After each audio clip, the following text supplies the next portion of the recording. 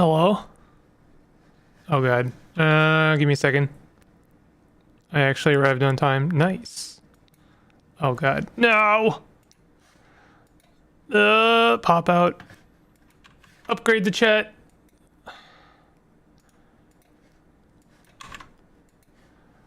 There we go.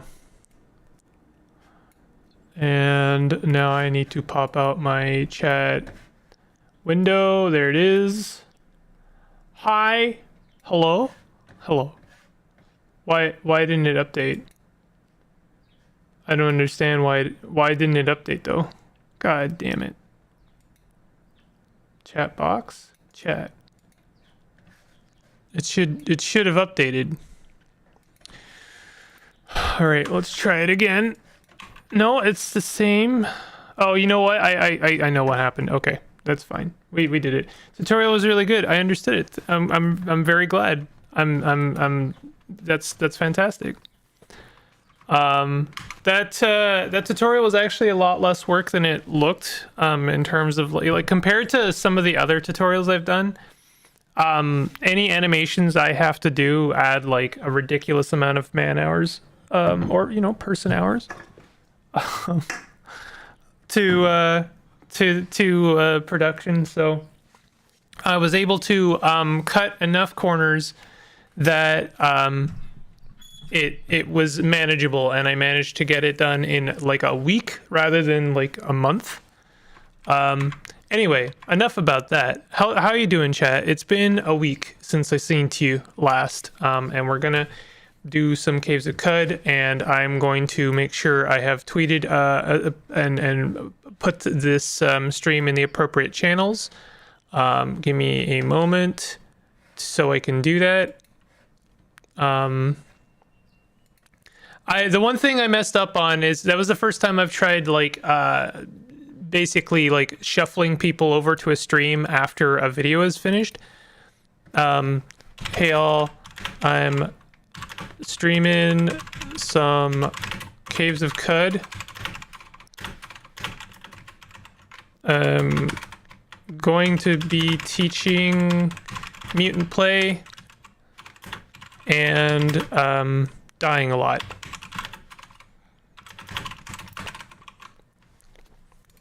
Okay, Bimple be cheesing. Unapproved scripting mods. I can turn those off. I thought I turned off all my mods. I'm gonna be turning off all my mods. They are turned off. Well, we'll turn them off anyway. No need to teach dying a lot. I've already got that down to a T. Yo, but have you perfected it like I have? There's always room for improvement, VidCactus.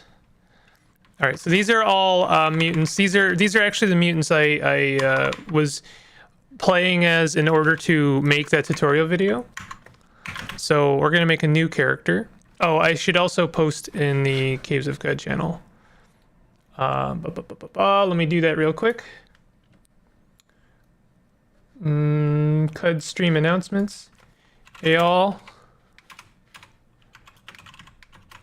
Going to be streaming some Cud. Link. All right. There we go. It is done.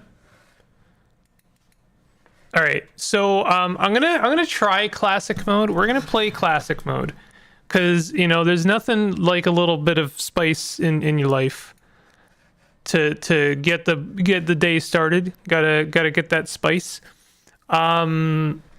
Let's see. What is there a kind of mutant that anyone has in mind that they'd like me to play? I'm gonna be like just kind of seeing what's calling my name. I probably want to do not an Esper or Chimera, if that makes sense. Kind of like I do like Nomad. Nomad's nice. They get that extra toughness. They get some extra reputation with the Sakari tribe. And they get a recycling suit. It's good. Is doing the stairs cheese considered blasphemy in the Cud community? What's the stairs cheese? Welcome, 64, Mr. 64. How are you doing? Playing in a way that's enjoyable for you is normal, boils down to that. What is the stairs cheese? I'm interested in that. You know what I'd like to do actually is I'd like to take a bunch of unstable genomes.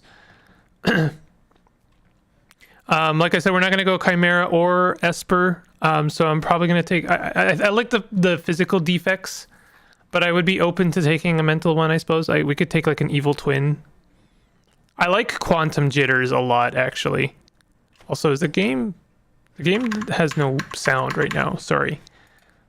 I think I turned the volume off. Oh, I see, I turned the music off.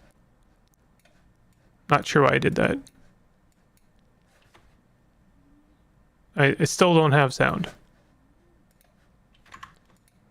Okay, well, whatever. New mutant, and we're going nomad, and I'm gonna take a couple unstable genomes. Oh, here, we'll have some music. There we go.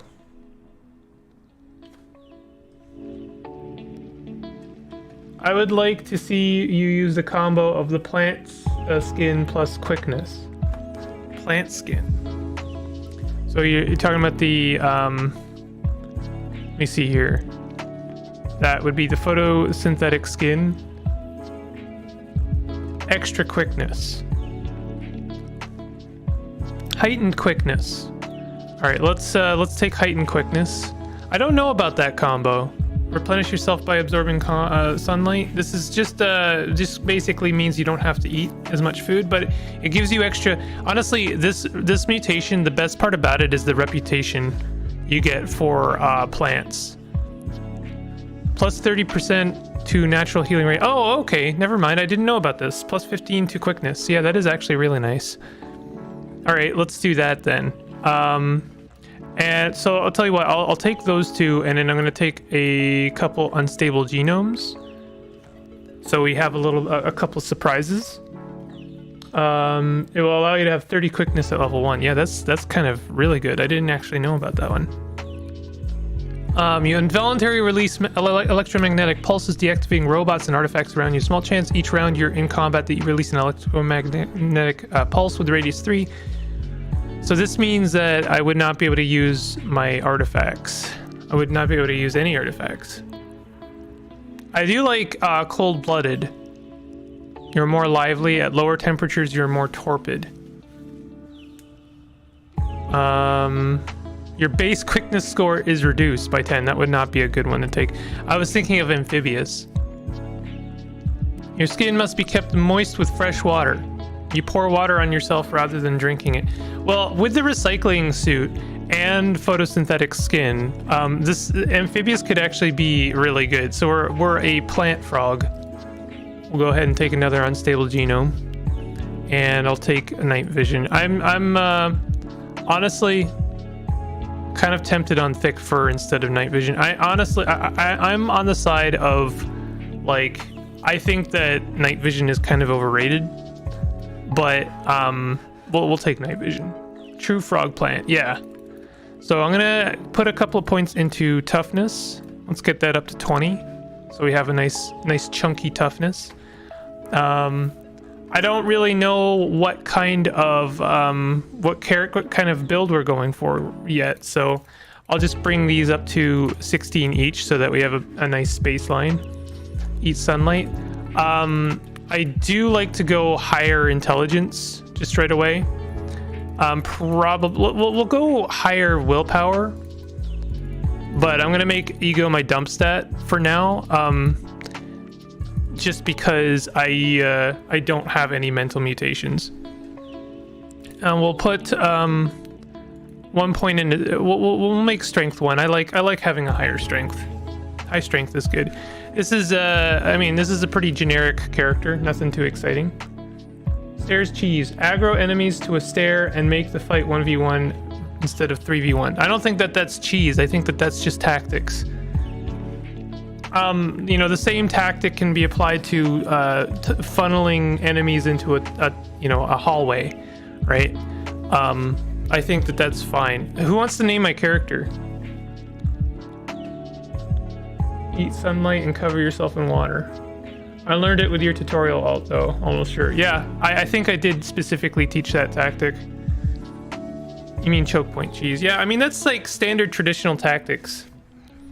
traditional roguelike tactics, I should say. Let's color our character. Since we're a frog plant, I kind of want something green-blue.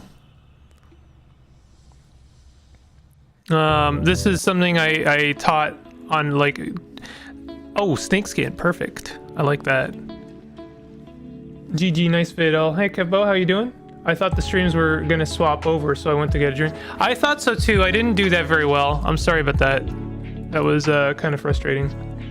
Frog simple? Okay, that's a great idea, actually. Frog simple. I don't know how to... I shouldn't have applied the effect after or before I typed in the name. Where is snakeskin? I like snakeskin. Where is snakeskin? I guess this is alphabetical. There you go. Sog Mimple.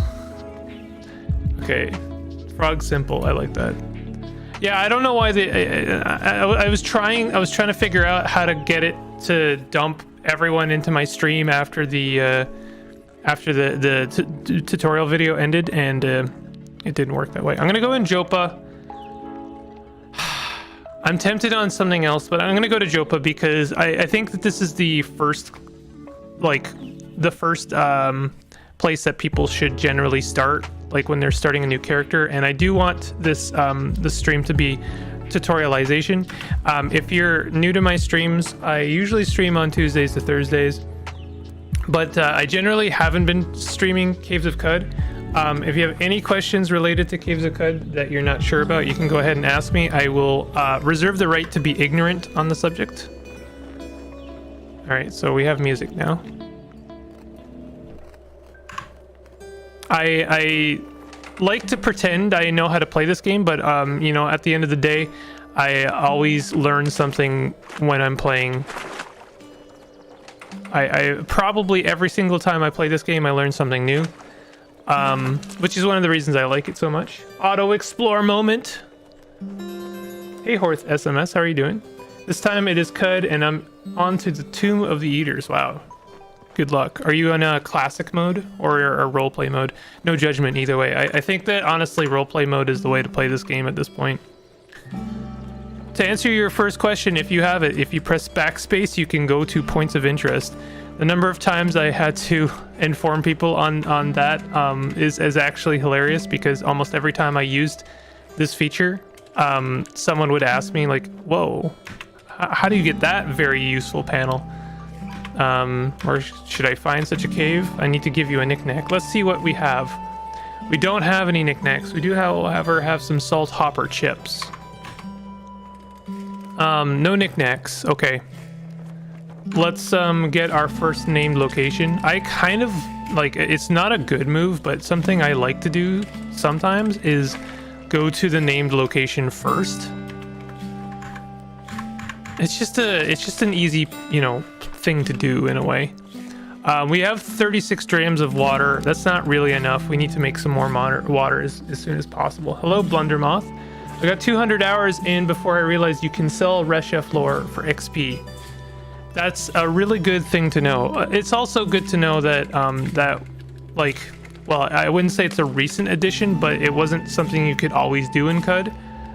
So it might not be entirely your like fault that you didn't know that was a thing. Ooh, chameleon. That's not good. Okay, we don't have. What's our equipment right now? Wet Desert Chris. The first thing I'm gonna do is make enemies with a chameleon, and 100% that is going to get us killed. We are bleeding. Are we gonna die? Hold on. Let's leave. Let's leave. All right. Sometimes I'd like to go down there, but not today. Not today. I'm thinking what we should do is we could go to the Rust Wells. We could just like kill a couple glowfish. Oh god, I always get lost in the canyons. I always get lost in the canyons and then I die. The canyons are just the best place to get lost in and then die. I hate the canyons so much. Vindicated again. One of the few times I played CUD, I started on Jopa and hit auto explore. I fell into a pit. There was a chest down there, but there was a nasty creature as well. I didn't even know that pits could spawn in Jopa. All I think of when I started Jopa is the time I found Zetachrome Halberd in the crack. No freaking way you found Zetachrome.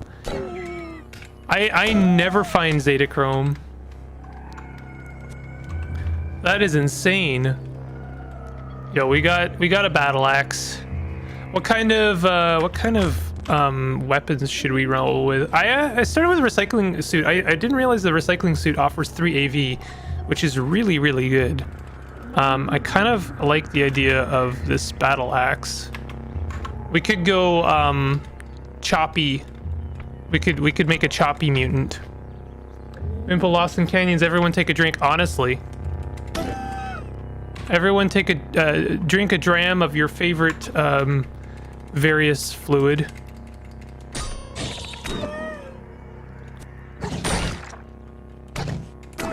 Okay, we've got a warlord. Warlords are no joke, especially this early, and of course they are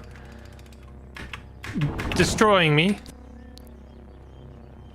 Okay, let's sprint. I'm gonna sprint right just until I'm no longer confused. I'm confused because I ate some witchwood bark. These guys are ganging up on me. He's fine. You know, I really don't... what I'd like to do is actually walk them through near these equins. These equins are not really huge fans of Snapjaws, although that one seems to not care at all. So what's his deal? Why is he blinking? He's cleaved. That means his AV is lower. Now would actually be a good time to attack him. He's perfect. Okay. You know what? I don't need to make enemies with a Snapshot Warlord at level 1. They could absolutely take me out. We're still lost. The place you were is where I entered. Oh, is it a pit? No, it's a crack in the river. It's actually that crack in Jopa is some lore, because it explains how oh god, it explains how the Gershlings have been chewing on Jopa's water vine, because they've you know that the crack is, I believe, where the water comes from.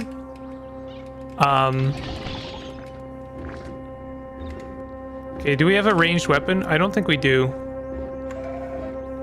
I'm a little bit wary.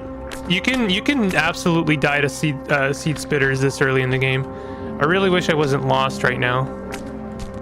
Oh, that equine stomped that seed spitter. I wish there was okay, we regain our bearings, thank goodness. Let us get to the rust wells. Please don't get lost again in the canyon. Very good. All right, celebratory sip of coffee. Excellent. We got to the rust wells. Rust wells are honestly one of my favorite. Well, okay, let me start again. I hate the rust wells. But it is one of my favorite dungeon upgrades that Caves of Qud ever got, because the place has a newfound sense of verticality that is just like kind of incredible. I love being able to see all the way down into the basement and see like what to expect. Oh god, no. Jilted Lover. Okay. Listen, I have lost a couple of runs to Jilted Lover, and I no longer take it for granted that they will kill me. This is a cannibal. They are fine. This is absolutely great, and I hate it. That is 100% correct. All right, we're coming here a little bit prematurely. I'm grabbing some wire for Argive. I'm hoping I'm gonna find a couple of artifacts down here. The thing about the rust wells is it's a really good place early on to fight some stuff and level up, but also it's kind of merciless. Like, don't come here with any kind of equipment that you don't want to lose. but also these kudzu are really easy to grind. A little bit of extra XP. So we just leveled up. We got our first mutation point, and I am going to be taking my own advice from my video, and we're going to be choosing. I'm going to be choosing one of our. Well, we don't actually have any offensive mutations, so it doesn't matter if I throw some mutation points onto one, like heightened quickness.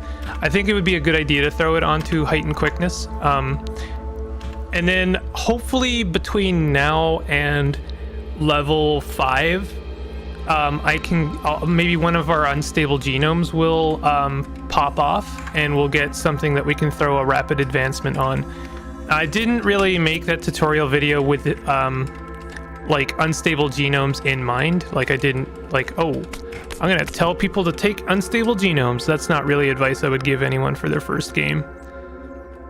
But I like unstable genomes. They make for a spicy run. Seize thing and Cud. Oh, I've died to that thing. Sure is a feeling. You're not wrong. I have probably died to just about everything, including Snapjaws. I don't think I've died to a bat. I just accidentally walked that cannibal into a ivory, a young ivory. That really sucked for them. Okay, we got some copper strand. We do have spider, please. Spider, no. Okay. We do have gathering, I believe, so it does behoove us. Yeah, we have harvestry. It does behoove us whenever. Okay, so here's some tutorialization. These things here, these dread roots, if they're brown, that means they're harvestable. And you would want to harvest them because you can turn their roots into salve injectors. I'm pretty sure they're what you need to make salve injectors. Now, obviously, you need a lot. You need to check a lot of boxes before you can make your own salves. It's not a simple procedure. You have to know, like, you have to have the recipe, and you have to have the tinkering available to you. And hey, we just got ourselves a new unstable genome. Disintegration is kind of tempting, but I do like cryokinesis. Cryokinesis is a mental mutation, however. I believe maybe all of these are, actually. How is one supposed to be Golgotha without save scumming? This leads me to a interesting conversation. So let me first of all, I'm gonna wait a little bit on this. Someone in chat is welcome to suggest to me which mutation they would like me to take, either out of curiosity or out of spite. I don't, whichever is up to you. But let me talk a little bit about my tutorial series for a moment, since like we're coming hot off of the most recent episode. The next episode is going to be the last for the tutorial series, which is like cooking, gathering, and history and research. That is like the last episode I planned to do for the tutorial series, because I figure I've pretty much covered the basics enough that someone could watch all of the tutorials and know roughly how to play the game, without having to look things up too much. That being said, I do have a couple of things I want to do for the future. Is I want to do kind of like neat tricks videos, like things you can do for fun or profit. Like for an example, like how to scum fungus is a good one. Using your companions basically as petri dishes to find out which fungus do what, like what color fungus will grow into what kind of mushroom, stuff like that. How to reset your limb, or like how to regrow your limb if you ever get it chopped off by a man. What is it called? A saw hander, or a man pole? I can't remember what they're called. You know what I mean? Like if you get a limb chopped off, then I want to do like a tips, tricks video for like how to get your arm back, like just an easy way of doing that. Mad poles, there you go. So the question is like, do I want to do a guide for Cud? Like for instance, do I want to like teach you how to beat Golgotha? So I just want to scan chat. Did anyone suggest one of the mutations? At what point would you say that you have won the game, not died, and it's time to start a new character? I can answer that question, but I'm gonna go ahead and take cryokinesis first. If no one suggests anything, I'm gonna go ahead and go with my gut. You know what? So cryokinesis is a mental mutation, which means it's not going to benefit from rapid advancement, which is a bummer. That is a bummer, dude. Dude, that had not occurred to me. That is a bummer. First of all, there is a win condition in Caves of Cud. You can technically beat the game. There is an ending, which I will not spoil here. So if you need an easy out, all I'll say is like once you have beaten the Tomb of the Eaters, there is an ending that you can take. Easy enough, you know? Why is this beetle blue? I've never seen a blue beetle before like that. It's interesting. Does killing the ivories reduce the odds of getting shivved by them? Yeah, it absolutely does. Once you kill it, it's gone. You have...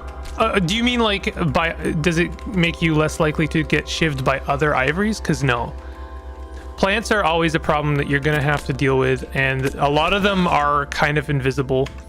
At least I think that they're invisible if you're like moving too quickly. Like they won't appear until you're standing like kind of right next to them. You know, there's quite a few examples of plants that do not appear until you're right next to them. One of the worst offenders is the Beth. When you go to Bethesda Susa, there are these invisible Beths that really damage you. They're probably one of the worst things about Bethesda Susa. And see, there I go guiding again. Like I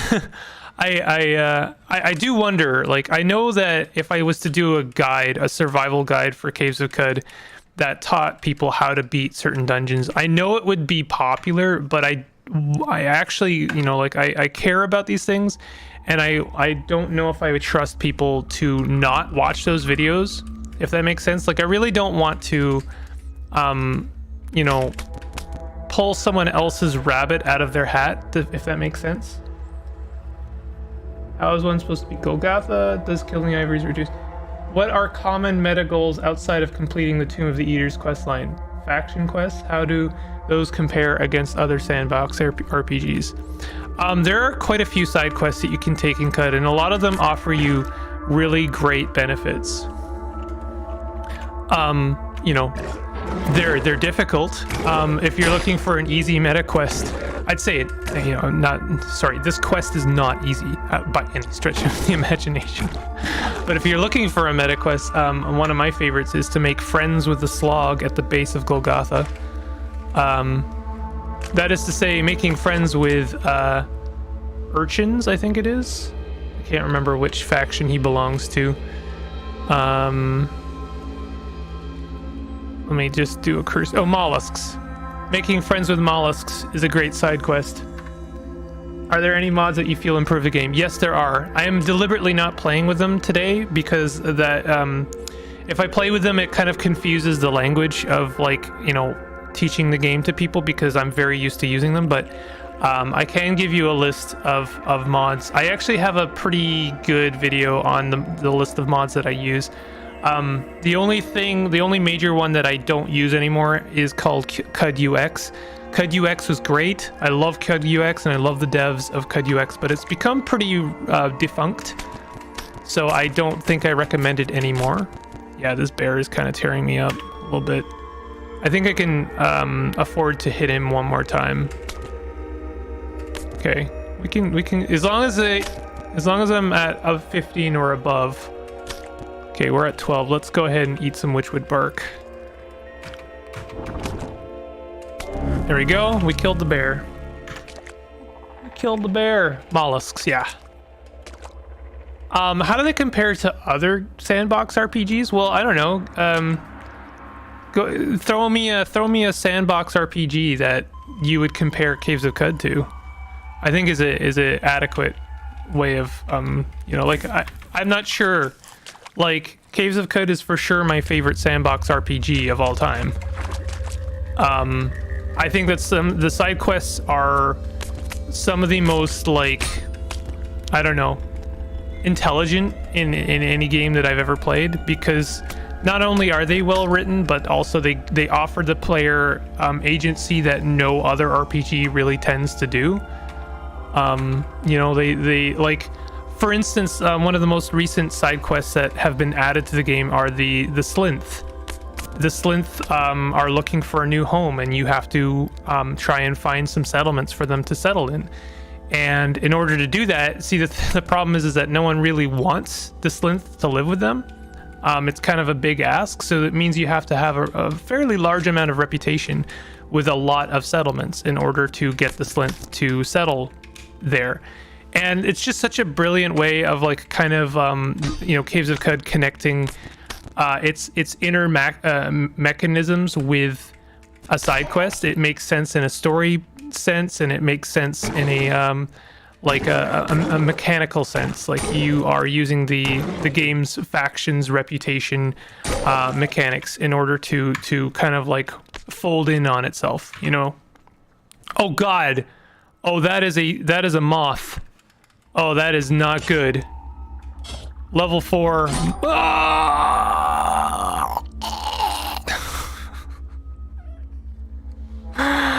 Yeah, I was worried about it. There's a kind of a 50-50 chance there that I was gonna instantly kill that moth. Oh god. All right, new game. We're gonna go ahead and roll the last one. I liked that character. Never mind my question now. Just now dropping in, a fan of your Caves of Qud plays. What's the build for this run? Never mind that question now. Moths. Looks at anything in Qud. I've died to that thing. Doors of Trithius plays somewhat like Qud. You die alone when you start, until you learn the ropes and keep going. I want to like Doors of Trithius, and I will come back to that game. But my first impressions were not great, I will say. I think that it needs a little bit of work. Honestly, I think that the Doors of Trithius, for me personally, would be far and above more interesting if it had a couple of quality of life features. I think the quality of life features are some of my favorite added to any game, and I know they're not fun to program. I understand this, so I understand the, you know, like, people got stuff to do and they want to add mechanics and stuff, but like I think that game, there's a few things in it that really irk me. In my current playthrough, I just figured out how to get into the Twin Gates legitimately, but how does one find a tattoo gun? Is there a trader who always sells one somewhere? When you're given the quest, I believe when you are given the quest, you are given a tattoo gun. I thought you were. One could perhaps also mention Cogmind. I haven't put a lot of time into Cogmind. I would like to. I like Cogmind, and I have a lot of respect for the developer and for the game, but I'm also really bad at it. And it's one of those games that kind of it just evades my sensibilities. Like, it really I find myself unable to figure out its mechanics very intuitively, and that is a me problem. Where is... Did I already kill the... There he is. Hey bud, do you have a quest for me? No, you already gave it to me, huh? Okay. Okay. You discover a lair. Sure, let's check out the lair real quick. A legendary Snapjaw shotgunner. Well, that's terrifying. Let's leave this instantly. It's okay. Ah, we didn't get lost in the canyons. This is a good day. do an auto explore. I have a lot. Listen, I'm going to be playing classic mode today a little bit. I don't expect to be getting all that far. The reason I'm playing on classic mode is because I'm going to assume that people are going to be coming at me with some mutation questions. And as long as I'm like tutorializing, I may as well be playing the early game. I think that once you understand Caves of Qud enough, then the mid to late game is, you know, very attainable. But the early game is going to feel like the most punishing part of Caves of Qud, and that's still true for me. And you know, I think that there's nothing wrong with showing that, like, you know, even after, I don't know, 500 hours of playing this game, I'm still awful at it. And I really just want to underline that I'm not very good at this game because it's a difficult game. You know, like, there's definitely ways to cheese it. But hold on a second. There's ways to cheese it. I try to. I have hesitation for cheesing Caves of Qud. What you determine or what you consider to be cheese is a completely a you thing. Like, it's really up to interpretation, as is a lot of things in Qud. So, I can guide you indoors. I saw your vid and you missed many helpers. Okay, I'd be interested in that. I'd be interested in taking another shot at Doors for sure. I think that it looked like a really interesting game, and I definitely would like other games that play like Qud, and definitely Doors of Trithius seemed to me like a traditional roguelike that was attempting to play similarly in some ways to Qud. Not saying it was, oh god. Okay, Chameleon. Do not want to mess with chameleons right now. Actually, we could throw our mutation points at something. I'm wondering if I shouldn't wait for enough mutation points. Tell you what, I'm gonna go ahead and keep our mutation points for now. I can never gauge when I have the power to move up to a new biome. The late game is a mystery to me. I can explain that a little bit, but admittedly, it's something I struggle with as well. And what I tend to do is amass so much power that there's no question. You know, like you know, you can take on the universe when you basically become God, you know. I'm not a huge fan of what is happening right now. Luckily this bat is actually saving our life right now. This bat right here is the MLG of all time.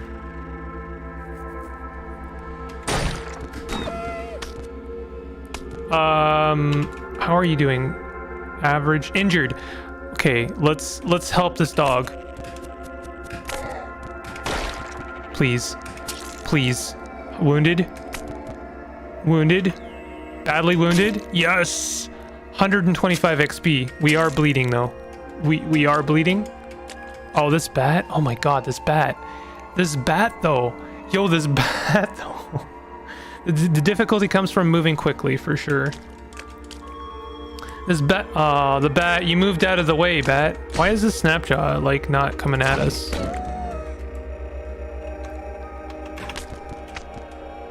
Okay, chat, give me 1 second. My door just blew open. I'm gonna have to go and lock it. Give me a second.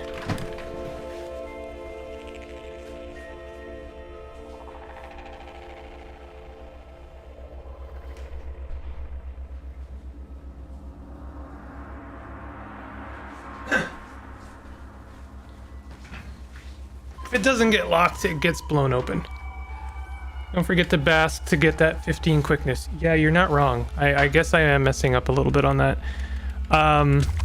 Hey, I wonder... Here's a Caves of Qud moment.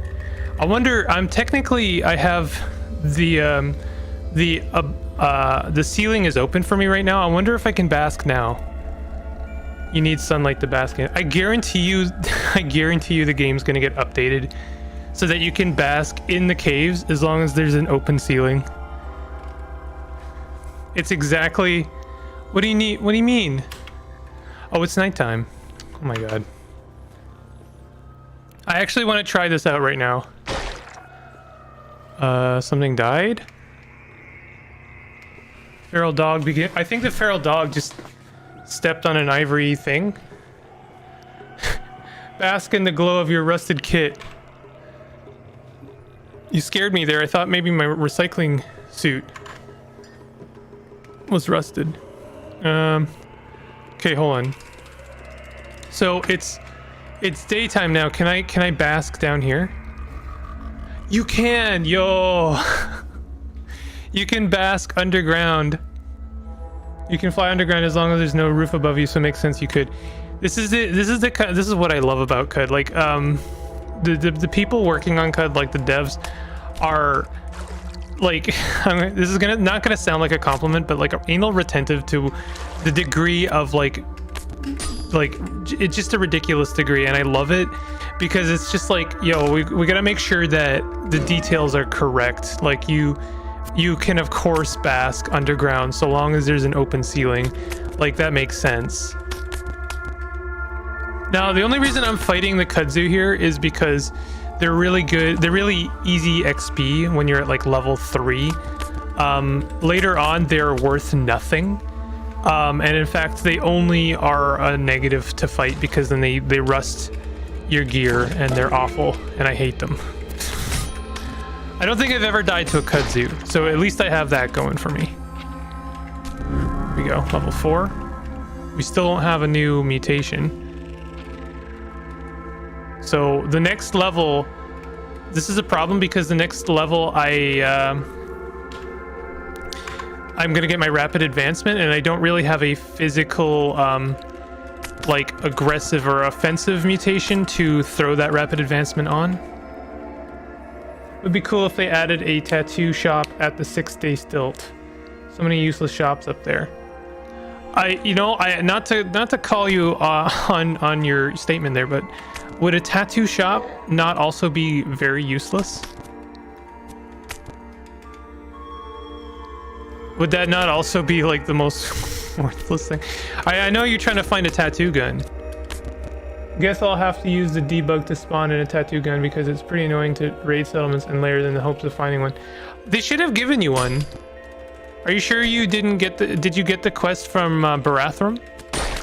He gives you the quest to... I'm pretty sure he gives you the quest.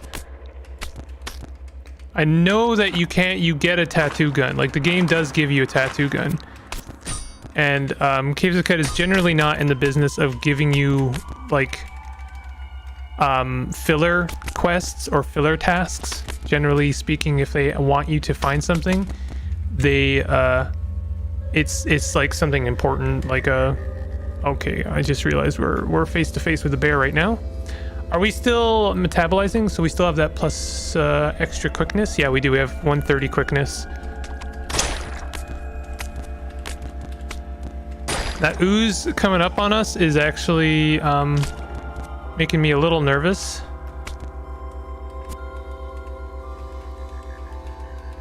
I wish we had a ranged weapon right now.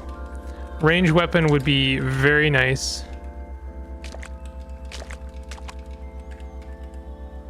Wondering if this dog would help us. Yes. Never mind. The bear is fine. The bear is fine. This tar is kind of a problem. This whole dungeon right now is a problem. I think I want to leave. My current purpose, it would be great. You can fly underground. Would be cool. Yeah. Did I miss any other messages? Difficulty comes from moving quickly. Bask in the glow of your rusted kit. All right, I'm gonna leave this well, and we'll check out another well. Honestly, I think that I think some of the oh, there's a slumberling in the base of this one. I think some of the biggest difficulty in Caves of Cud is knowing when to run. Knowing when to run, to cut and run. The number of times I have died in this game because I didn't just leave. Just leave. It's easy. Just leave. Just, you know, form a union. It's fine. Like, it's the easiest thing to do in the world. if you find yourself in a situation where you can't leave, you put yourself there for sure. Like, that was a situation created by your pride and hubris, and I speak as someone, you know, very experienced on the subject. You make Caves of Qud much more difficult by just like, wow, the amoeba got new sound effects, huh? Like, for instance, right now, I could just leave. I could just go away, but I'm choosing not to because I'm not good at this game. Okay, there we go. 25 XP. The amoeba is not worth it. You know, sometimes it's like worth noting that, you know, succeeding in your goal is probably not actually worthwhile. What do we have here? Wooden arrow. Something shot us with an arrow over here. Okay, we've got Snapjaws. What? That is a Kindle Thumb Snapjaw. Hit the bricks. Yeah, exactly. Rule of thumb, if you're wondering if you should run, you should run. Yes. That is good advice. We have a two-handed sword here. Kind of tempted on that. Let's take that two-handed sword, and I'm gonna use that. Actually, what are our skills right now? We have endurance, wayfaring, cooking, and gathering. Probably. I like the idea of two-handed. We could do. Where is it? Longblade. We could do Longblade. I've never been good at doing. The nice thing about Longblade is it offers you, I believe it offers you extra XP, or no, sorry, not XP, AV. Because if I take Longblade proficiency, then, oh no, it offers you extra DV.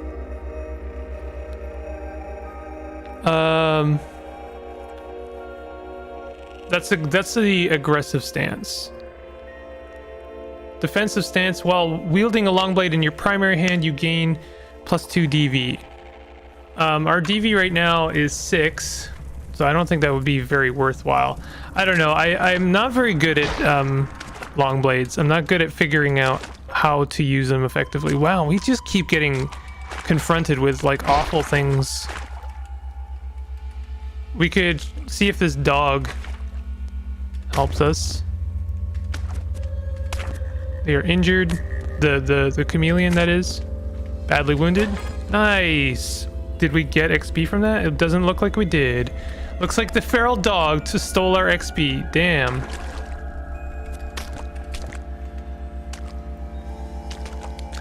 Feral dog. You took my XP. Oh. Bloated leech. Bloated leech are pretty easy. What is a Snapjaw brute? Injured. Flaming.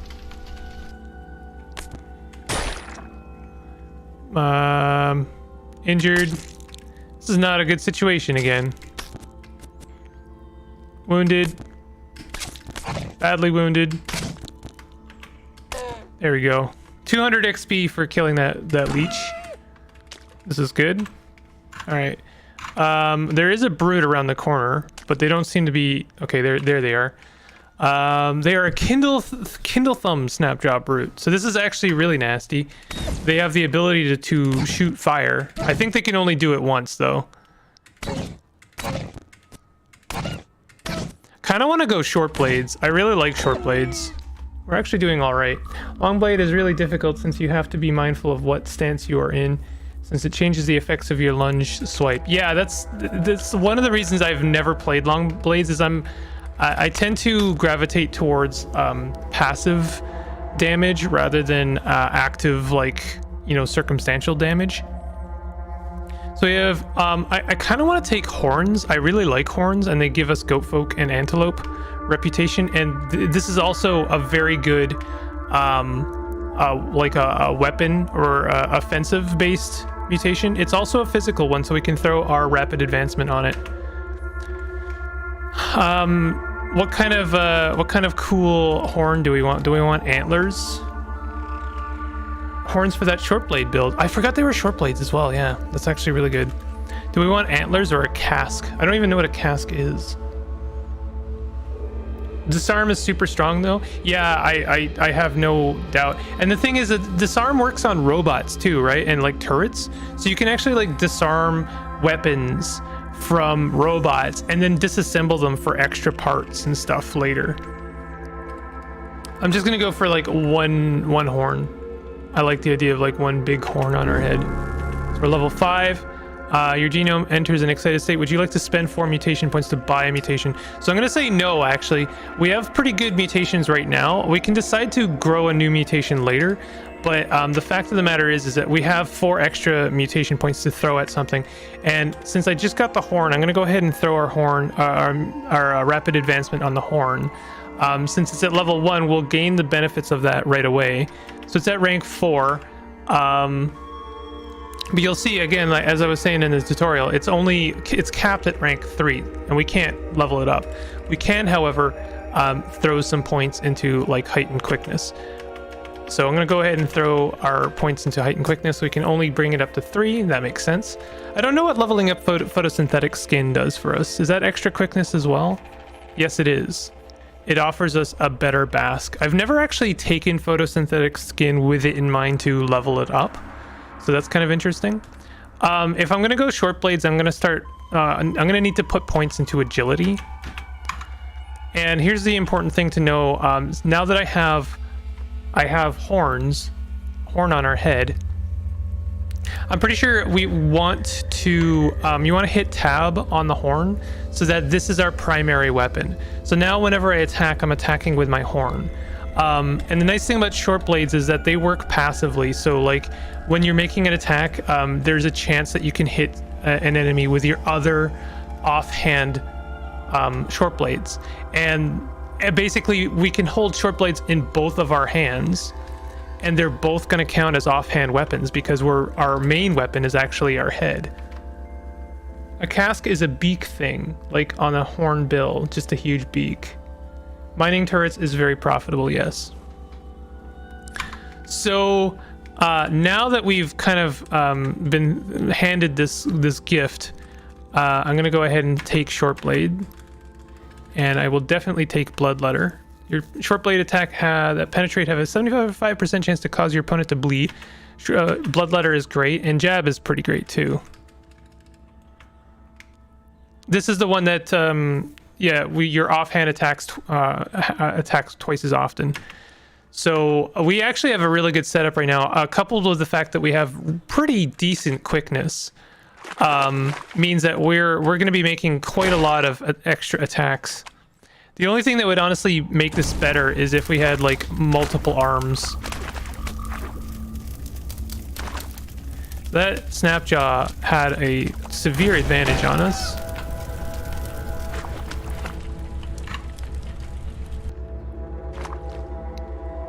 What is the highest level that you have ever gotten to? I almost got to level 50 once. I did a Caves of Qud like stream run. Oh, we just got Lover's Blossom. That's amazing. Like I had a stream run that ran for quite a long time. I believe I did turn myself into the slog, and I also had like the amaranthine prism and like all of this extra stuff. And it was a run that was like, it had a half-life. Like it was doomed basically. But I had gotten to a really ridiculous level. Also, I think one of my Bounty Hunter series, not the latest one because that one actually didn't last that long, but one of the bigger ones, I ended up like level 45 or something ridiculous.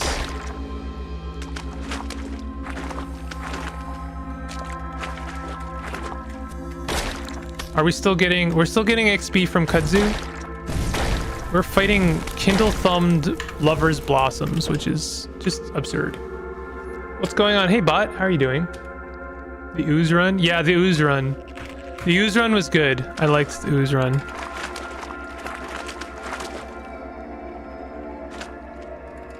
Oh, there's a lot of tar in this rust well. Okay, so this next floor is going to be kind of tricky because we know there's a slumberling here.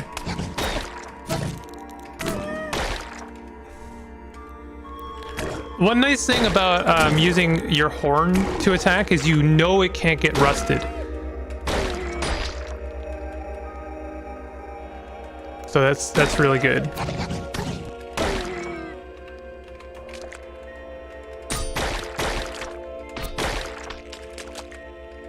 Okay. So the only thing that can like definitely kill us on this floor that we know about is the slumberling. That is a concern, but as long as nothing wakes up the slumberling, we're good. Oh, sorry, it's on the next floor. The problem with slumberlings that I have found is that you can be as careful as you want, but things love to wake them up. I don't know what it is, but like Snapjaws just freaking love it. They just like throw themselves. Why are we okay? Like Snapjaws make a sprinting run to wake up the Snapjaw. They're like, yes, I want to die. This is absolutely the best way I can think to make this happen. And they'll just like slap the slumberling, and then they get immediately stomped into oblivion. And now the slumberling is your problem. Oh, is that that is a slug snout. That is a slug snout. I actually think that the best course of action was to run at it. Because if I had ran away, then they would have had range advantage. So the fact that I just killed a slug snout is honestly no small prize. That was kind of incredible. I don't know how much wire we have. How much wire do we have? Okay, I think we only need 200, so we actually have all the wire we need, but I need some artifacts. I haven't really been finding any artifacts, right? Yeah, we don't have any artifacts. It's kind of a problem. It's kind of why we're here. I'm really not a huge fan of what we are about to walk into. Like the idea of, oh my god, look at all of this. I mean, it is incrementally leveling us up.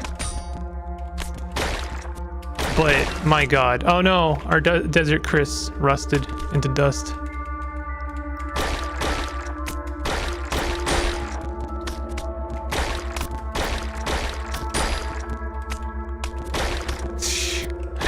I promise you I wouldn't be doing this if I had anything of value right now. It's just because this gives us a little bit of... Like, we are actually going to level up on Kudzu, which is kind of insane. We get 10 XP every time we kill one of these things. Oh my god. You know what? We're going to hit that melee closest button. It's gonna be a good button for us right now. We just got a +1 to every attribute, which is good. We're picking up a lot of... Okay, yeah, we are still actually getting XP from killing them. You have wilted. You'll move and regenerate slower until you eat or bask in the sunlight again. We should be able to stand near the well. And, okay, we no longer have a weapon. I think if I stand like here, I should be able to bask again. Need sunlight to bask. Oh, it's night. It's nighttime. Damn. Okay, let's wait till daytime. Slumberling will not have artifacts. No, it won't, but there is a chest at the base of the well, which will probably have artifacts. So that's why I'm here. Okay, I'm just waiting for daytime. Okay, let's bask. You need sunlight to bask in. Did I? Oh, okay. There's the slumberling. Yeah, there we go. All right. So as long as nothing wakes that slumberling up, we're okay. We're gonna keep an eye on it. So we have carbide longsword and painted carbide hammer. These are not artifacts, and they are also not short blades. Okay, take all that. Wait, what? All right, it won't let us auto take. That's fine. Okay, so nothing of major value here. I'm gonna leave as soon as possible. I really don't want to stay longer than I need to. So we could check out the other well, but actually I think what would probably be better now that we've leveled up a couple times is to go to Red Rock, and of course we're lost in the canyons. Take a drink. Have a drink. Oh, there you go. We found a knick-knack. What did we find? Counterweighted stun rod. That's the perfect item to give Argive. Honestly.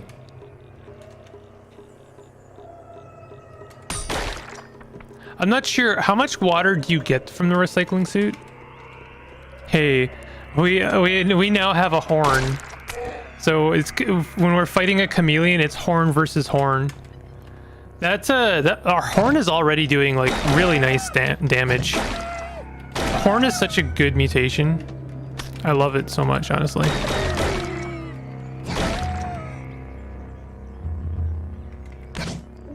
Fighting Snapjaws is honestly really good for us, because we need to get another artifact. We have feathered wooden bucklers are great. These give us reputation with birds. Sometimes you never know when that can be really helpful. Oh my god. Okay, this is quite a lot of stuff. Is there a potion to increase attributes? Yes, it's called the Eater's Nectar Tonic. It does increase attributes for Truekin. I believe for I'm pretty sure for mutants it only gives them mutation points.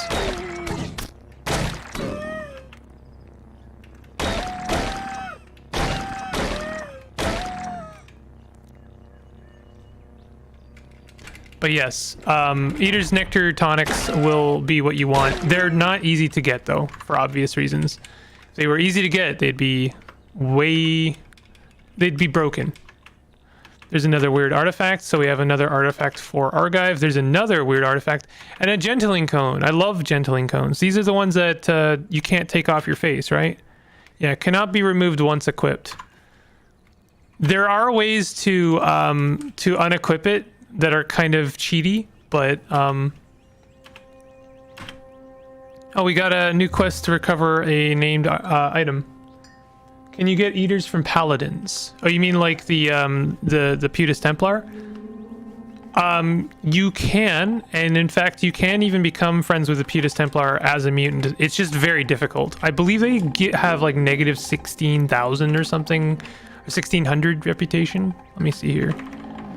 Putus Templar, negative 700. So you'd have to make up the difference of 700 reputation somehow. I would say it's probably not worth it. You're better off just like trying to kill them, and then you can just pick up the Eater's Nectar tonic from their body. I don't think that there's any benefit. Can you use the books that give you your pick of rep? Oh, you mean like you're talking about the annotations? I forget what they're called. Schrodinger's page. You can use the Schrodinger's page. The problem with Schrodinger's pages is they generally give you random reputation. You can't, like, you generally don't get to pick which faction you're getting the reputation with. We're no longer lost, so we don't have to do this anymore. You're lost again. Okay, well, it's fine. We're lost in the swamp, and we're like right next to Jopa. Very rare is it to find Schrodinger's pages that give you the choice of which faction to make friends with. I think they do exist, but they're just really stupidly rare. But yeah, you could make friends with a Putus Templar like that. But the thing is that if you make friends with them, they're still going to sell you the Eater's Nectar tonics, right? And they're going to be expensive. They're going to be really expensive. Now, I mean, maybe that benefits you. Maybe you're at like the point in the game where water is not really a problem. Like making money is not an issue at all. And the benefit of buying them versus just taking them is that that Putus Templar that you're buying from will eventually replenish their wares, so you can then buy more Eater's Nectar's tonic from them later. I don't think that there's any problem with any of that. I'm pretty sure that's true. It might be that they're not a merchant and only merchants are will replenish their wares. But I've honestly never thought to like, yo, let's make friends with the Putus Templar as a mutant. Also, the thing is, the Eater's Nectar's tonics are not as valuable to you as a mutant as they are as a Truekin. And when you're a Truekin, you are friends with the Putus Templar. Putus Templar are just friends with Truekin. So you could just buy their Eater's Nectar tonic, and they will they will have Eater's Nectar tonic for sale. But, you know, good luck finding a legendary Putus Templar that'll sell them to you. Because, you know, that's not exactly commonplace. Now, this, you know, if I had mods turned on, this would be a great time to use one of my favorite mods that shows me a list of all of the items in this, like, tile. And then I get to just pick the ones that I want to pick up. Great mod. Love that mod. Oh, we have a steel kukri. I believe this is a short blade. Yes, it is, which is great because we could use we lost all of our short blades in the rust wells. Okay, I don't know why I'm coming down here. Honestly, it's just out of curiosity. This is a layer of Muffwaff Ohoof, the legendary Snapjaw shotgunner. They're a legendary Snapjaw shotgunner. Kind of dicey, honestly. Ooh, statue. Nice. Apparently I've already found this one. I'm playing a Truekin at the moment. Okay, then you don't need to worry about your reputation with Putus Templar.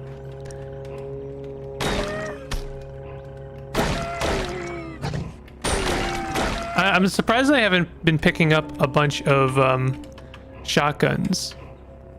Those would honestly be great.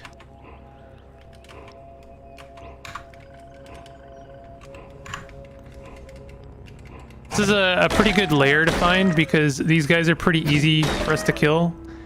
We're not getting a lot of XP from them, but we're likely to find some good stuff down here.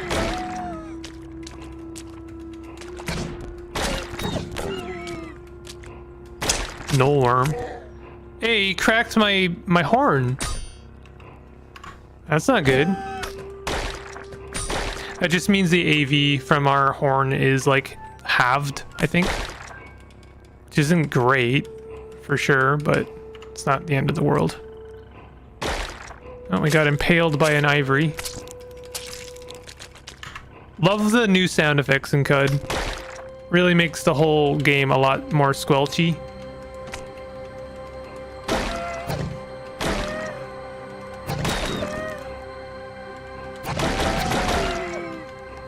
Okay.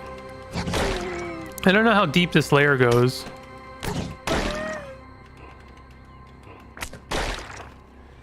Love me a Snapjaw with a shotgun.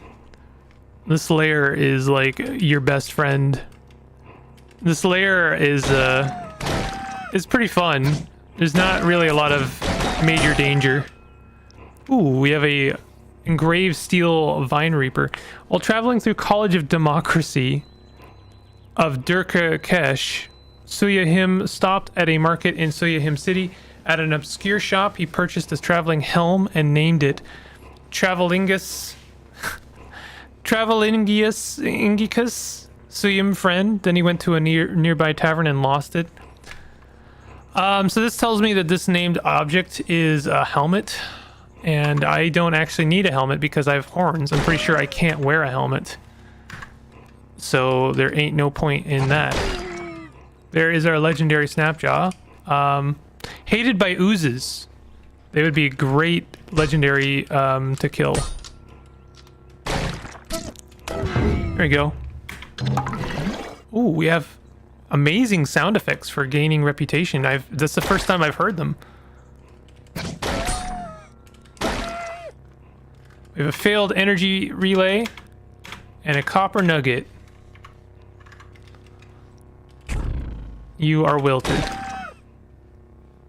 All right, we have to bask in our sunlight. That bask effect is really nice though. I have to say, I have never used this combo before. Snapshot sound effects are questionable. I understand what you mean. Another painted hand axe. Okay, we are leaving now. And I didn't even intend to do this layer, but I'm glad I did. It was pretty good. So let's go ahead and bask. And we're gonna go ahead and go to Jopa. We didn't even get the quest to get the Gershling, but that's fine. Would like to buy some more witchwood bark. We have tons of artifacts to give Argive. Now this is something I covered in my tinkering CUD tutorial, but if you sit in a chair you are offered a slight benefit to examining artifacts, which I'm going to be doing because I want to. Oh, that's an interesting one. Nano pneumatic. Wow, okay, some interesting stuff here. We did get a lot of pump shotguns. I might actually want to use one of those. May as well. Let's see if we can buy any shotgun shells from Dromad. We can buy some shotgun shells. I've actually never used a shotgun before. I have never used a shotgun. So I am interested to try this. Can you use any chest in Jopa as storage? No. Well, I mean, you can technically, but they are owned. And if you like are seen as using them without permission, then you will get side-eyed, meaning like beaten up. All right, let's throw in this counterweighted stun rod. And actually, a couple of these have whatchamacallit. We're melee weapons. We've got some chem cells. This stun rod has a chem cell. I'm assuming they're chem cells. They might be better cells than that. No, this is a chem cell. And this small cube is a high capacity chem cell. Nice. We have found some chem cells. I'm gonna go ahead and drop these desert Chris. Actually, I'll drop them later when I'm out of Jopa, so I don't have to look at them. Okay, so I need to hand in another thing for Argive. I'm interested in this Isakari Sun Veil with filters. I'm pretty sure that makes gas less of a problem for us. Leveled up again. Quite impressive. Copper wire. We already got the copper wire. Take the wire. 500 XP. Who are the Bratharmites? I accept your task. Okay, we've been given the task. Now, there's a couple things we need to do before we go and do that. And also, I have to say, the last few times I've streamed Caves of Qud, I've had a major problem with going to Gritgate. It just seems to be a cursed location that always gets me killed. And I'm playing in classic mode, so I'm trying to be a little bit more careful. First thing we're going to do is we're going to sell some things because I am very much in need of water. So I'm going to go ahead and sell all of this stuff. Kind of want to sell the pneumatic jackhammer, so we'll go ahead and do that. And we're going to sell these pump shotguns. I could keep them for disassembling purposes, but I'm not going to. We'll keep all this stuff. I wonder if that neck ring gives us baboon rep. It does. Let's go ahead and wear that. So that's going to make Red Rock a lot easier.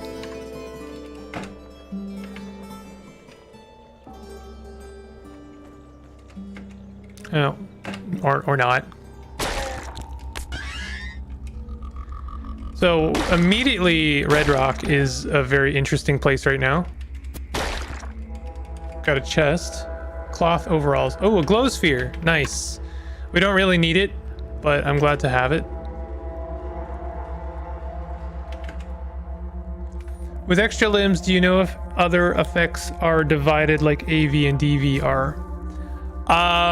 It's a good question.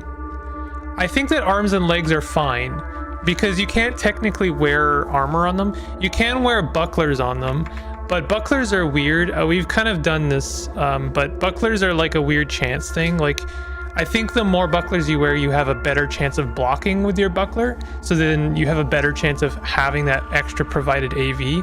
But I don't think that the AV is divided amongst all of your arms and legs. I think having extra arms and legs are fine. Anything that you can wear armor on is definitely going to be divided though. So like head, maybe face. I think face as well, actually. Definitely body, worn on back for sure. And worn on hands and worn on feet. So all of those are, you know, are going to provide basically an extra thing that you have to equip. So if you grow any extra of those, then things are going to get tricky. I'm pretty sure extra arms and legs are fine though. The thing is though, is if you grow extra limbs, then you have extra hands, right? If you grow extra arms, you have extra hands. And so you are going to have to get other gloves. And so the gloves AV are going to be divided. If you have extra rep items, does the rep get divided? No, definitely not. In fact, I'm pretty sure they stack. So if you have like multiple bucklers, feathered bucklers, for instance, you'll gain the advantage of for reputation from all of them. And yes, you can just become like loved by birds or by unshelled reptiles if you have enough like shell scaled items. There's not a lot of objects that give you reputation for like different animals. Like there's feathered, there's scaled, there's snailed. I forget what they're called, but it's like snail encrusted is a thing. So you can get, that gives you reputation with mollusks. It's a very good way of making friends with mollusks by finding scaled or encrusted by snails. One of my favorite additions, honestly.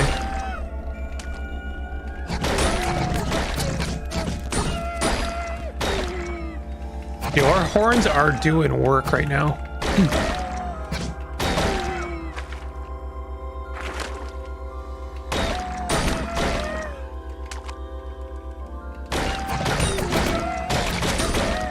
Okay.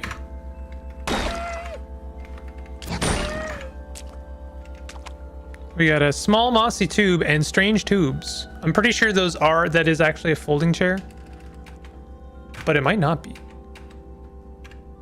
It is a folding chair. Oh, it could be anything. It could even be a boat. So why do we like this person again? I mean, have you seen how many feathered bucklers they have? Look how feathered they are. They're more bird than me.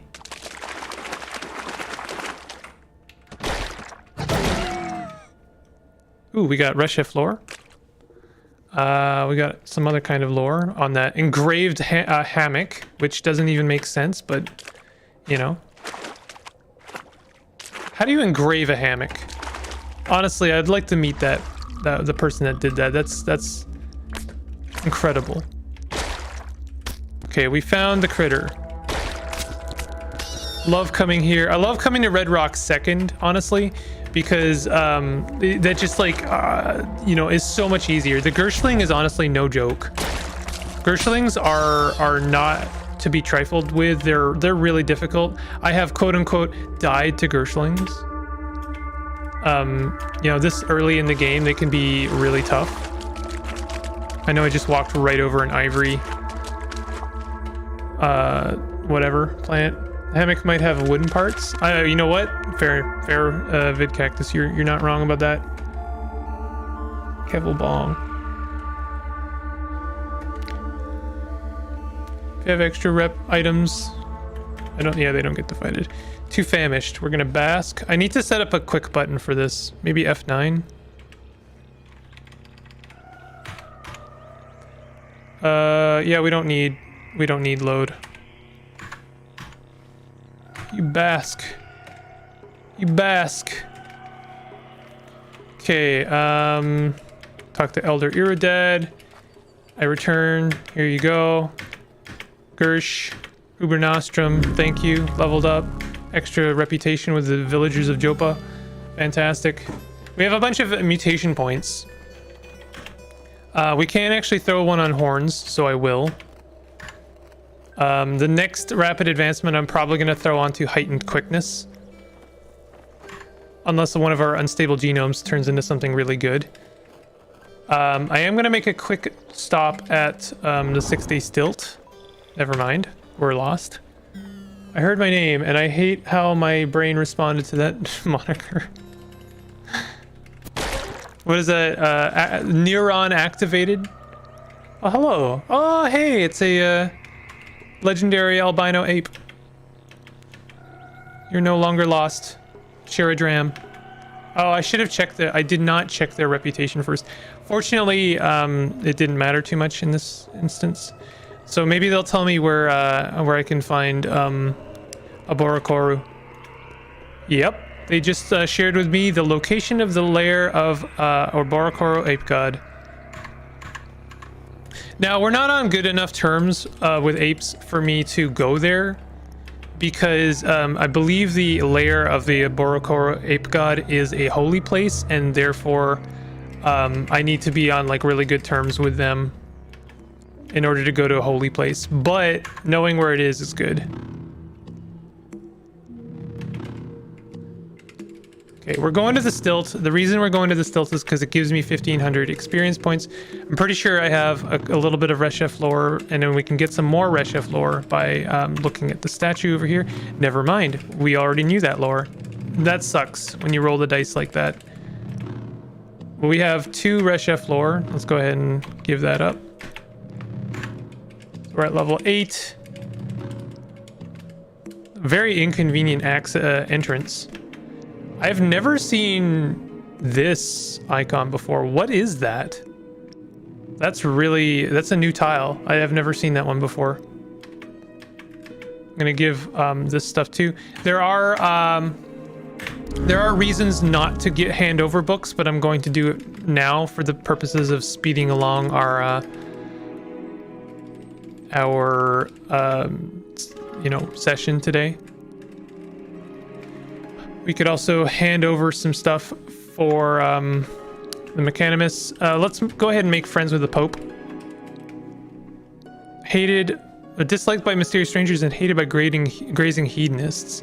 That kind of sucks. That's not great reputation to lose, but that's fine. So we have 200 reputation with the Mechanimus. This is good.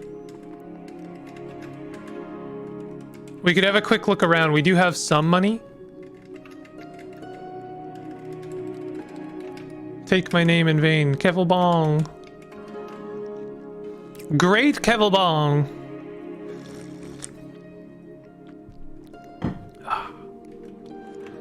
I made a good cup of coffee today. Okay, we've got a Apothecarus. They are going to sell us some more witchwood bark. By the way, this guy, Apothecarus, will tend to also sell humble pie in case you're interested in having your ego. Having your ego and eat it too, you know? Buy a little bit of witchwood bark. Witchwood bark is, I usually find by the time I run out of witchwood bark, it's no longer relevant. That being said, it's a good idea to buy some anyway. We could buy some cured Dawn Glider tail. That would allow us to fight Dawn Gliders. This is something I'm going to cover in my cooking and gathering tutorial, but like, it's funny, like the ingredients you get from certain creatures actually makes you more effective at fighting them. Ooh, nylon body pack. What I'm going to do is I'd like to examine some of this stuff. Tattoo gun. Oh, if only I could give that to you. Who is it? Horth? Who is looking for a tattoo gun?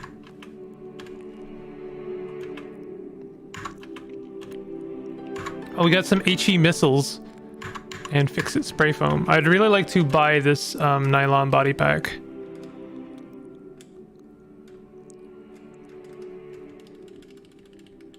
We have a freezing carbide hammer. Let me see if I can... Oh, you know what? We have a bronze ingot we can trade. Ah, yeah, we totally have enough to buy this nylon body pack. I really like nylon body pack. It tends to be the thing I wear the most. Where is it? Where is it? It's in... for some reason it counts as armor. Leather cloak was unequipped. Very tempted to wear the gentling cone. It would be not a great idea, but the reason I'm tempted is because I don't foresee this character being very mental mutation heavy, and so it would just offer me a little bit of extra AV. Ooh, maybe we could buy a gun. Dude, tell me what your guns are.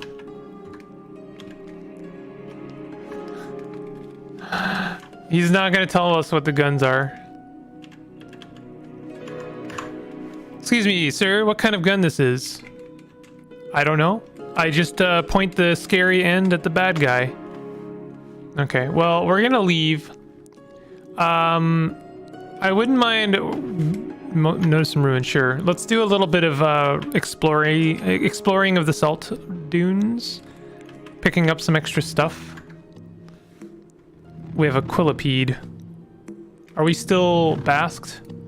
Can't bask with hostiles nearby. That sucks.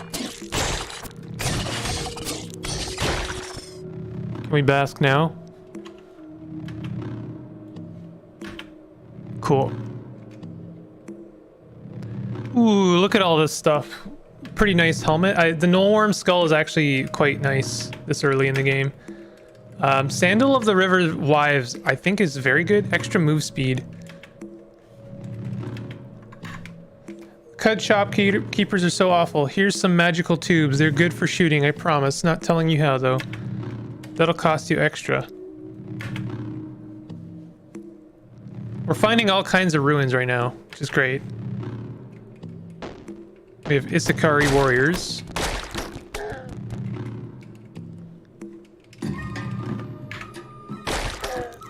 This is actually great because we could potentially find a better weapon, like an Isakari rifle, for instance.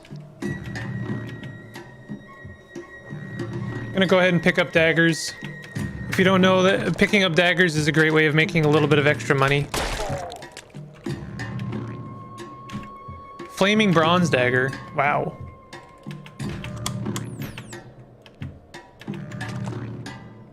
So we have an Isakari rifle now. I don't have any ammo for it though. So this is a good reason to go to Gritgate because the first guy you meet in Gritgate will sell you a ton of ammo. Like enough ammo to never worry about ammo ever again.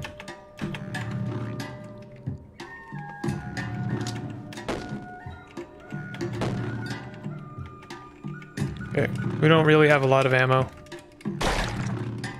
This is a good ruin.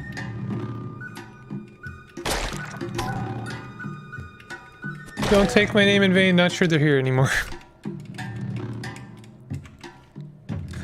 Isakari tend to carry a lot of daggers, and so they're great for making money. Like, the 2 daggers each means you make a ton of money. There's a slumberling here, which is scary. High explosive grenade, that's fantastic. Absolutely fantastic.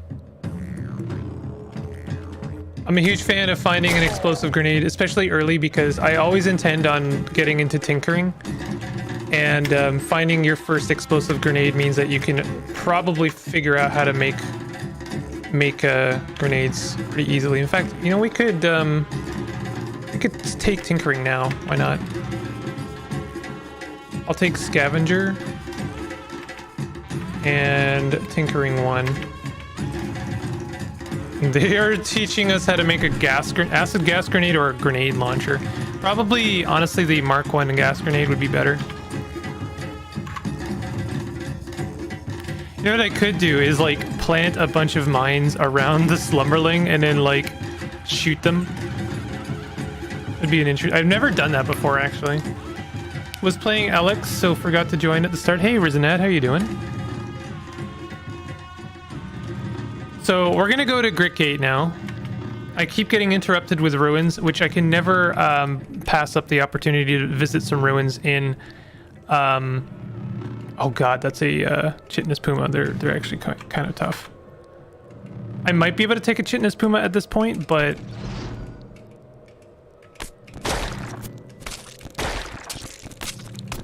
yeah, I think we're okay. Chitinous Puma are kind of no joke. Now, do I have enough to learn butchery? Ah, damn. Damn. I love the armor you get from butchering a Chitinous Puma corpse is so nice. That's such a weird statement out of context, but like for real, I love the Chitinous Puma vest so much. Okay, I think I'd rather get lost in the flower fields and the canyons. I'm not joking. Desert music is so chaotic. It really is. I honestly, the desert music is probably why I turn Caves of Qud music off more often than not. Oh, we have a slug snout. Not good.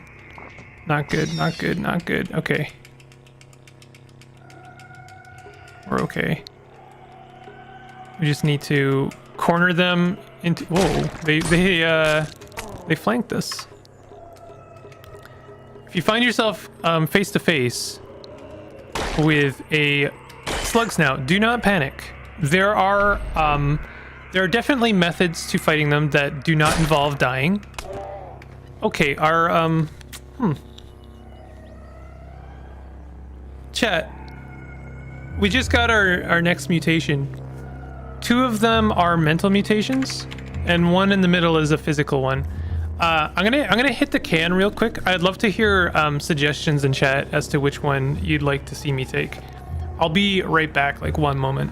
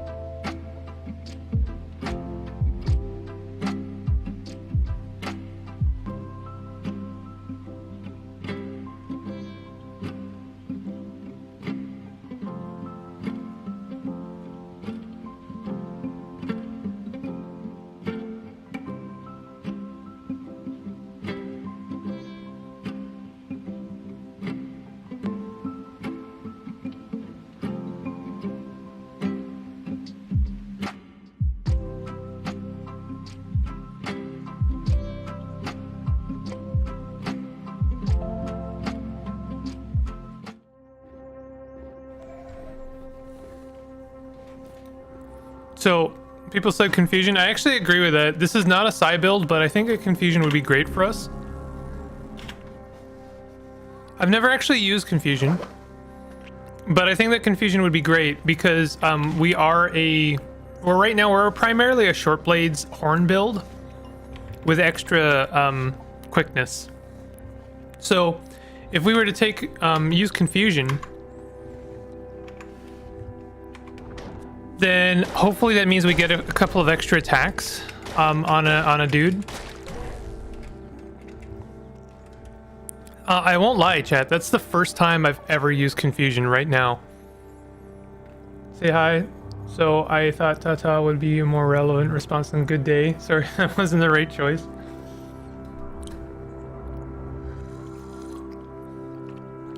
How are you doing, chat? How's it going? A couple of things happened for me in the last week or so. An exciting thing. I got my VR. Oh, chain turret. That will kill us. Dead. This is what happens every time I go to Gritgate. Swear to God.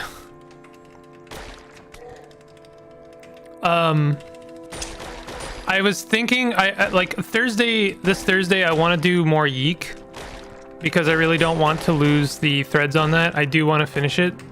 You know, I'm committed. But I also want to do a VR stream. There's a couple of things I'd like to play on VR on stream. It's a bit of extra work for me to manage, but I think it would be fun. Yes, Yeek. I figured that you would be happy about that, Kevin Bong, Kevel Bong. I kind of this week I want to like look at my. I want to take YouTube seriously in a sense. Like I want to see how the tutorial performs, and I want to do a tutorial for Stalker Escape from Pripyat. I know that probably no one appreciates that content from me, which is fine. I understand, but I know the fans. I know who the fans are. Like, so I'm not fishing for compliments here or anything like that. But I really do want to do more stuff for that, and I do want to tutorialize it a little bit because I think that there are systems in it that are going to feel intimidating for people, but I don't think that they're actually that complicated.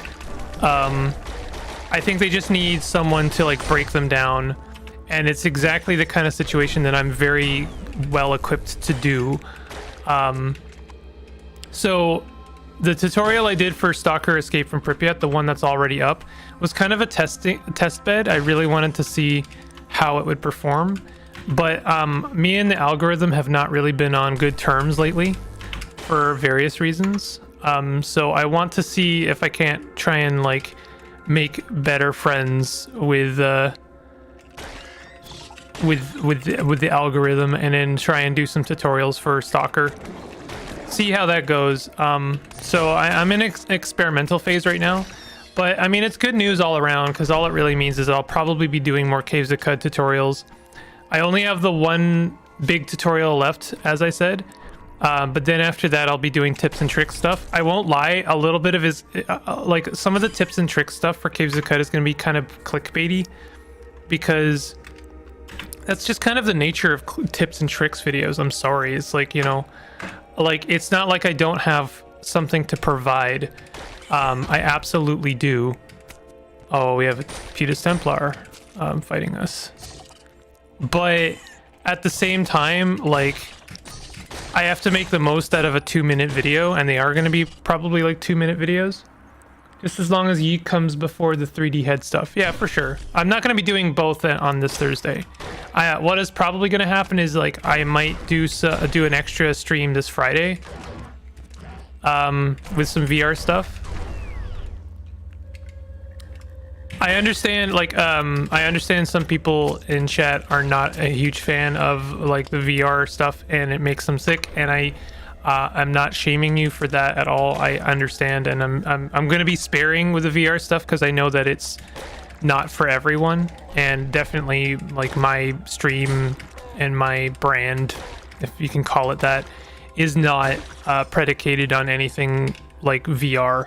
So one of the things I want to do for VR is actually Stalker related. It's a game called Into the Radius, and I think that people who are fans of Stalker would actually find value in that. So I kind of wanted to do that either on stream, or I wanted to do a series but I'm going to be very sparing about VR. Most of it is just going to be me doing it in my off time.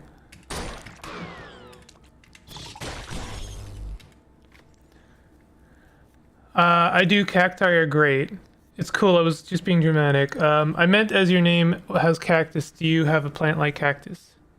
Cacti are great. I used to have a cactus. I killed it. It was an accident. I'm gonna go to sleep now. All right, take it easy, Rizenad. Thanks for stopping by. I really appreciate it. Thanks.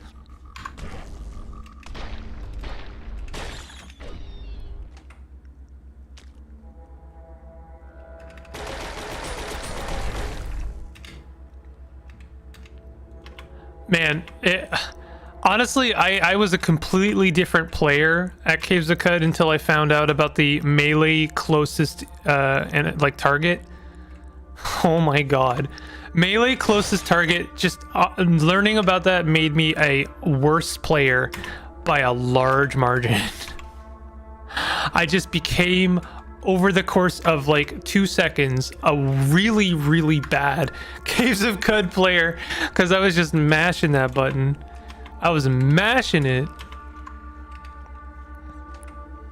And how can you not? When you get to a point where you're like able to just kill everything instantly, how can you not mash melee closest target? Oh, I thought the floating glow sphere was like... what did I pick up that was so heavy? Oh, we didn't learn how to... What do you mean build? That's weird. Can you build things from the schematics? Oh, we're carrying 32 pounds of kudzu stem. There we go. Flaming carbide battle axe. Nice. He ate it. That's how he knew what peyote was. Ah. No, I overwatered it. If you don't know, like, it's really hard to figure out what a plant wants, you know? They're not very talkative. And I kept thinking, oh, it's looking a little bit sad. I should give it some water. Not knowing that that was exactly what it wanted least. My sad plant is looking sadder. I should water it.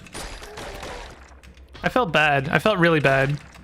I always, like, for a long period of my childhood, I always wanted a cactus. I don't know why.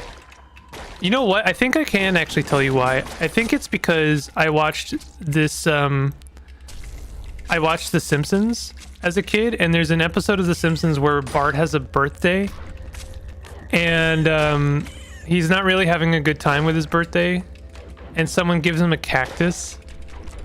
And he's so... Oh my god, are you kidding me?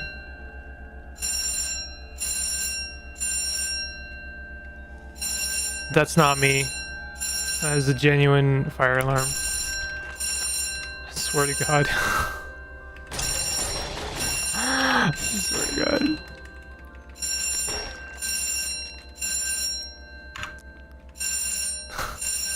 You're better off forgetting plants than watering them too often.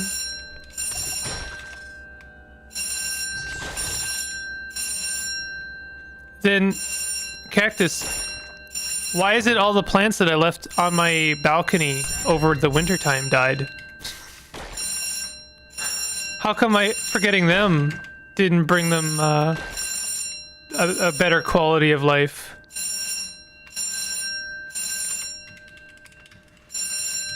I'm really hoping that stops soon. So anyway, here, this story. My childhood. I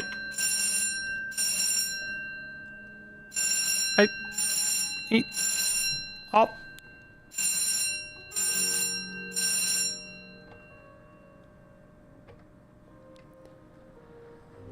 Oh god. Calm blue ocean. For real though, Bimster, how are they still testing the alarm? It's not that they're still testing it, it's that they test it often. They test it once a month. And they always let me know when they're gonna test it, and I always ignore the stupid warning, and I always forget that they test on Tuesday, when I stream. If I did streams on like Monday or Wednesday, you would never hear the alarm, ever. But because I insist on streaming on Tuesday, is why you hear the alarms every single time there's an alarm. You guys have heard 100% of the alarms that have been in the last like year or two that I've been streaming.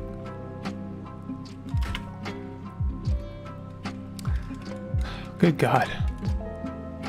Good golly, Miss Molly. Oh, I didn't put this Nullworm skull on. That was silly.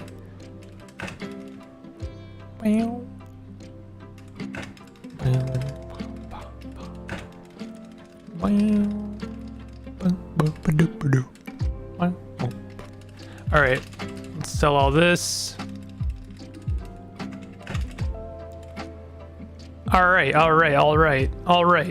gonna. I don't think I have disassembling. You know what? Maybe we have the ability to take a disassembling now.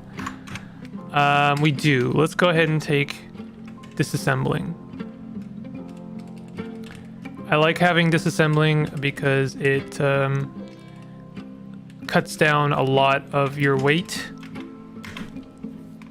And I'd like to take a cooking and gathering as well. So let's go back to our scrap and disassemble all of this. Here's a nice tip. If you want to disassemble things quickly, put your caps lock on. And then when you hit M, it'll be the capital M, and then you'll be able to disassemble everything a lot quicker. It's not going to be fast, it's just going to be quicker.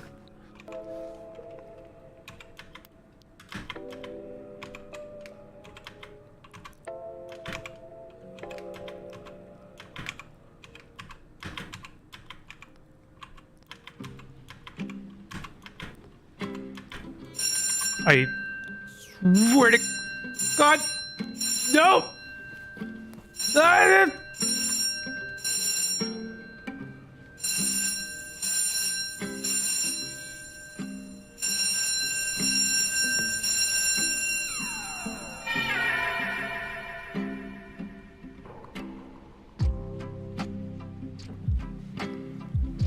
was good. That was good. I liked that. I wish I knew this was this a year ago. Wouldn't it be faster to drop the stuff and let it auto disassemble? Vid Cactus. Vid Cactus, how dare you? How dare you give me a very good tip that I had never thought of before? I honestly cannot. You're banned. You're actually banned. How dare you? That is genius. God damn it. That is actually genius. Why did I never think of that? That's so stupid. God damn it. Oh my God. I'm sorry. I hate that I never thought of that. That is so stupid of me. Oh, I can't equip this Nullworm skull because I have horns. Okay, now it's our favorite time of the day. You know what time it is, chat? Hey chat, do you know what time it is? It's time to go to Golgotha. That's right. That's right, Chad. We're gonna go to Golgotha. Adventure time? Adventure time. Come on, grab your friends. It's time to go to a most cursed land. You're too famished. I thought I basked. Oh, it's nighttime. Unless I'm misremembering. Double helping of bell, baby. The next time the bell goes off, I'm gonna put my voice filter on so that we get cool reverb low bell, and that's gonna be really, really cool. Cursed land is an understatement. Well, I hope y'all like finding out how to defeat this. I'm trying to think, could I cheese it? I always love to cheese Golgotha. I haven't actually done Golgotha legitimately the last like 4 or 5 times I've been here. I love to cheese Golgotha. Cheesing Golgotha, it's sort of like, I don't know. Like, imagine the most annoying nemesis in a 90s cartoon show, and they got a very nasally voice. I will give you a throbbing tongue, and I'll poison you, and I'll make you sick, and Iron Shank, and all this bad stuff. And then you're just like, yeah, whatever, bro. Psychometry and wings. Just psychometry and wings, bruv. Kind of ruins your whole plan there. Not without the wings, unless there's any other way. Well, you can survive. We found out last time that you can actually survive the fall if you, I think you use a rubber tonic, but it's not advisable because it is very easy to kill yourself by accident. So we're just gonna do it normally. All right, immediately, not a huge fan of what's going on here, but it is Golgotha, so that is to be expected. Resonance grenade has been rusted.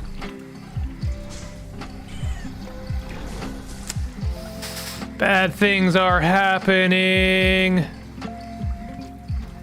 Bad things. Let's take some witchwood bark. Oh, good. We are confused.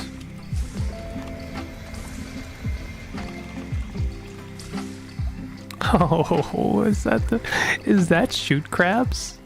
Oh, goody. And we're bleeding. Oh, goody.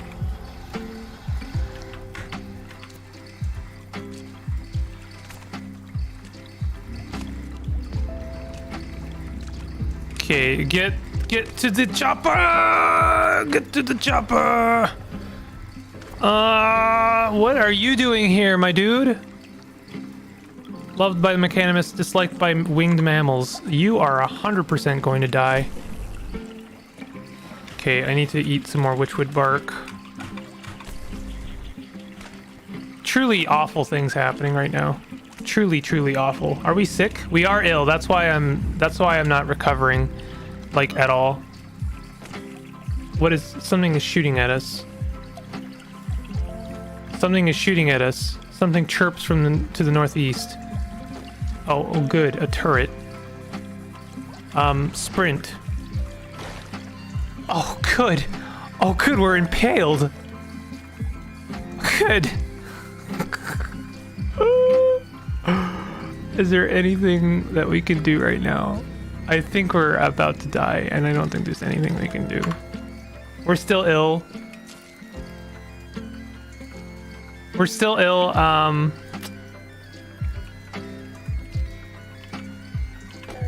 Yeah, we died. Coming here at level 11. We died. That was a really good run. That was a really good run that I kind of threw away there. God, that sucked. You know, the worst part about that is there's a couple things. Like, first of all, rolled really bad luck there. That was some really bad luck, because getting ill right away is not like common. It's not common to get sick as soon as you get there, right? So not being able to recover our health was like a big lose. Then what really sucked is I actually chose the correct path at first, and then I accidentally swapped to a different path, and that different path had shoot crabs. Shoot crabs were like 100% not what we wanted to see. You hate to see it. 100%. That was like the worst thing we could have done. So yeah, just like bad luck, honestly. I'm not saying that Golgotha was going to be easy. Oh, I didn't mean to do that. Did I take the job from him? I meant to take the quest from him, not start attacking him right away. That really sucks. We had really good mutations. We had a great combo. Horns is great.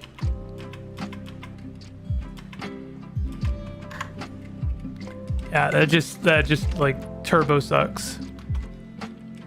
Wait. Oh no. Okay, I'm actually gonna abandon this character. I need that extra XP.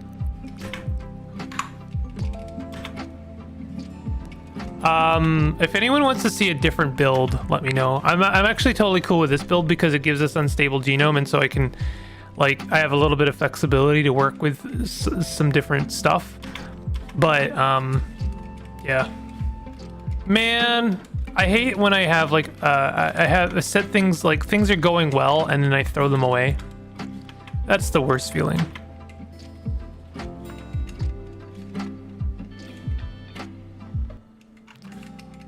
That is actually awful. All right, take this quest. We're gonna go to Rustwell. We're lost in the canyon. Take a drink. Horn Chameleon. If we died at level 1, that would be pretty funny. That's Cud, am I right? It is Cud. Cud sometimes is a cruel mistress. Cud sometimes does not care for your desires, your motivations, your motives.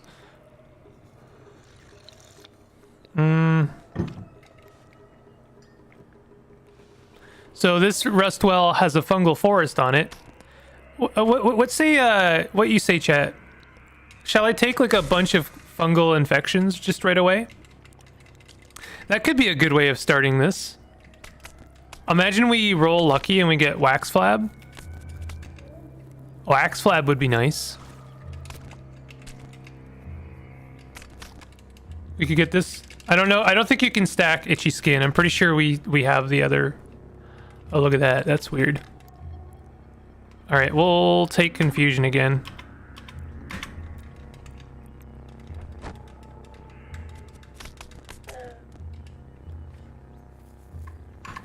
Do it. Fung Run. I love a Fung Run. Fung Run is where it's at. Yeah, we got like all of the fungus on the screen. We've got a Honey Weep. We've got some kind of I think it's probably a Rustation. I'm gonna guess it's a Rustation at the base. I'm pretty sure we have all 4 colors of fungus.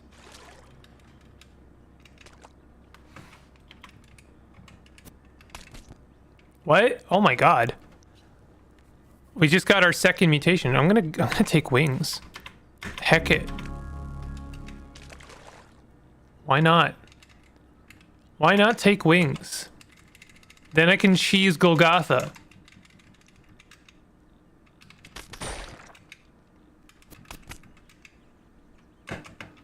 Funny, you know, we didn't get like even our second unstable genome to pop off in that last run, and then in this one, the first 2 levels we get 2 mutations.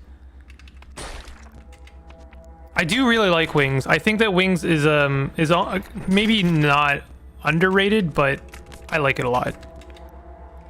It's easy to underrate wings. Oh god. Okay, you know what? Confusion. There we go.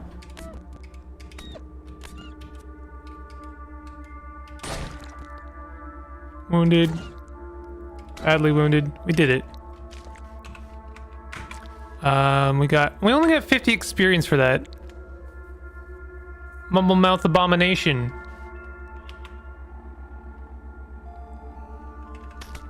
Throw your you want to do you like to gamble, chat? Who wants to bet which fungus I get? I'm gonna guess that it's gonna be Fickle Gill, because it's always Fickle Gill. The only fungus with no redeeming qualities.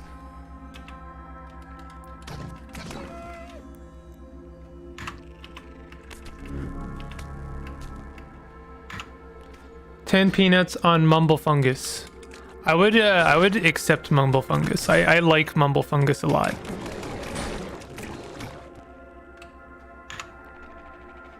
I don't like not having a good weapon anymore. Horns was amazing. I love Horns.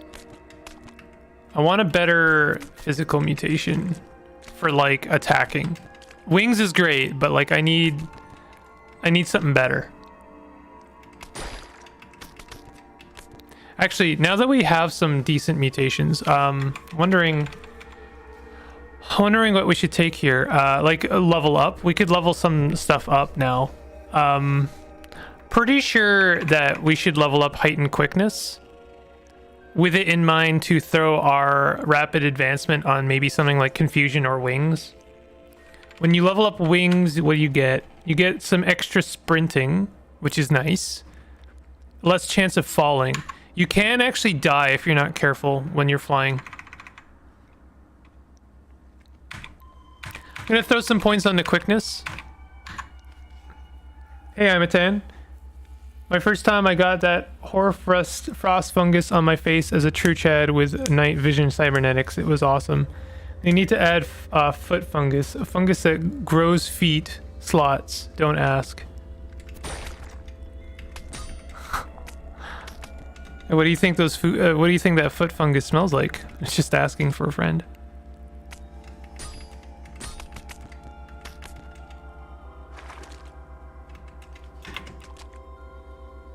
My shrooms are barking. Oh no. Okay, what are we using right now? Okay, we have a Desert Chris. Man, it really sucks when you have a good run and then you have to you're back to square zero. It's not even square one, it's square zero. Like this business here where I'm about to die to this electrofuge.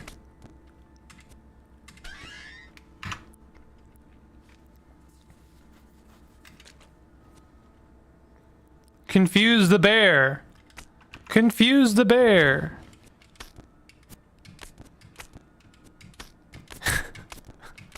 This is the equivalent of like two animals in the wild just like beating up on a guy in the back alley.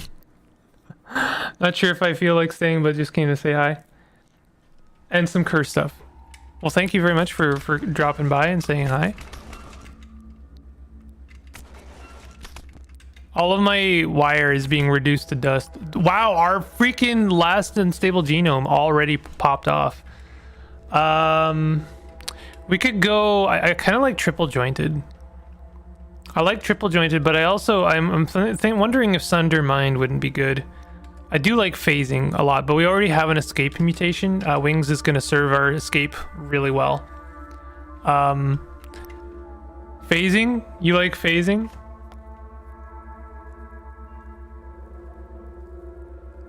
Also gross.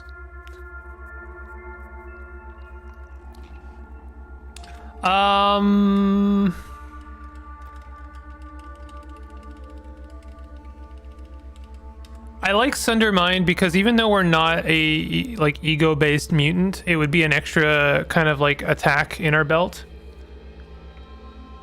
Phasing and flying don't go together. I'm gonna go with Sundermind. Excited state. Let's go ahead and throw our rapid advancement on... Let's do it on photosynthetic skin instead of wings, because the photosynthetic skin gives us quite a good advantage for our quickness.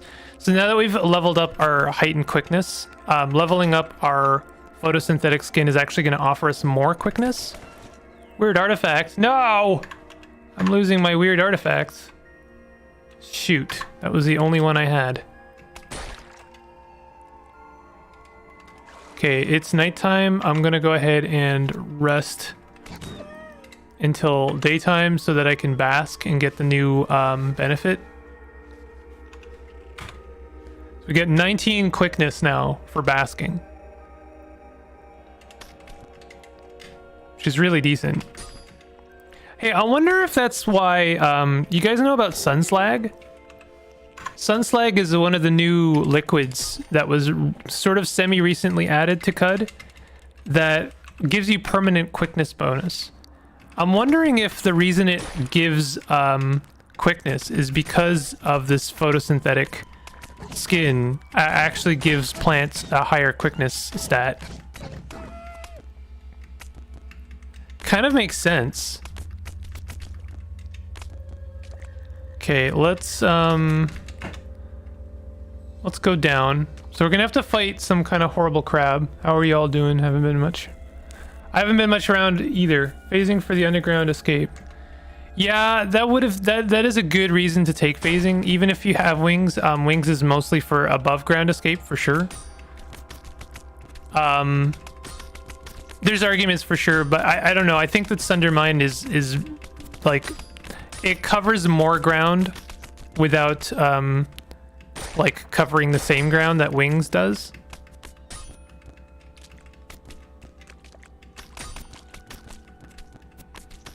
I've been pretty good. I'm talking about I'm a 10 maybe on Friday doing a VR stream. I'm gonna be playing Into the Radius. I don't know if that appeals to you. Oh god, why am I so bad? Okay. You know what I could do is, as long as I'm confused, let's do confusion raid. Oh, you can't confuse an amoeba. Oops. But you can sunder the mind of a centipede. Ooh, that was nice. That's Sunder Mind. It's got a very intense cooldown, but man, is it worth it. Sunder Mind is just ridiculously good.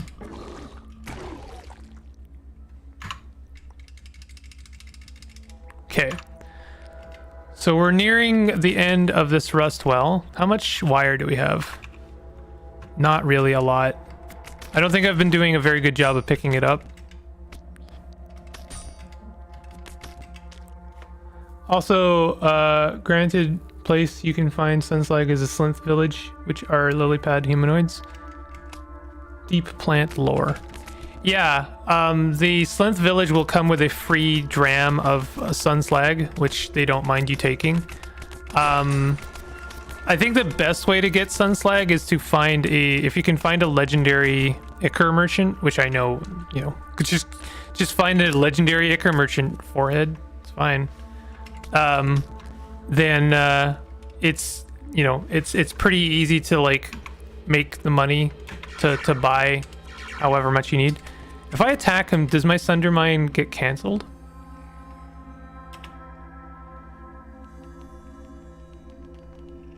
Your concentration slips and the channel between you and the eyeless crab dissipates into the ether. I'm pretty sure it's by attacking them. I stop sundering their mind.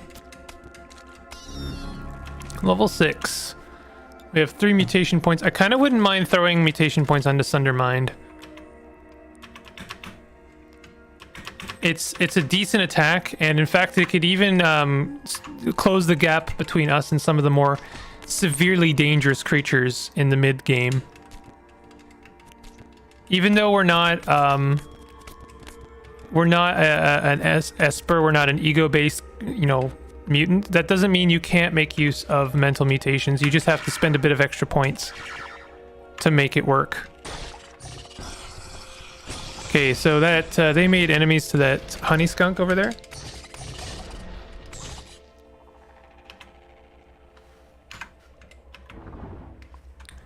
Okay, so luckily, people don't get mad at you for confusing them. So I was able to confuse the hermit without making them my enemy. Okay, 2 centipedes at level 6 is not really conducive to a healthy lifestyle.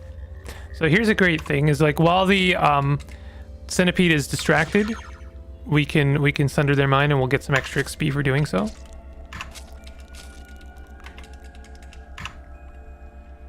I think Sundermind is actually a good get. Like, I like what we've got going on right now.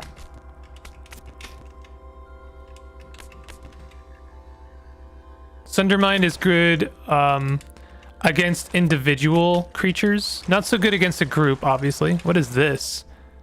Carbide folding hammer. Heck yeah, bud. We could go bludgeoning. I kind of like bludgeoning a lot. Or cudgels, I should say. Cudgeling.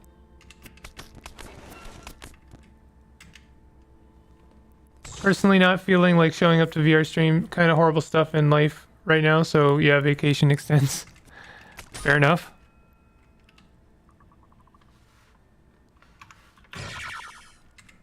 Nothing like exploding a centipede's mind with your brain. Love it. Love to see it. I could fly out of here, but that might actually be the like speed run killing myself.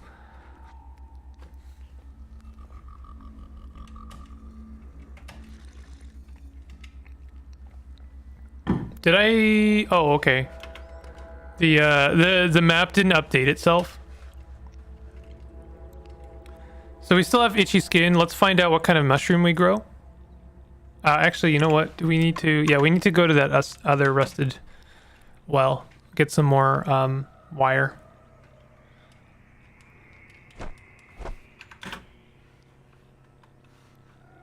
I accidentally... I that was dumb. I did a stupid thing there.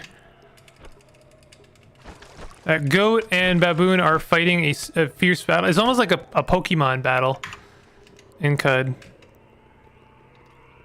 See another baboon.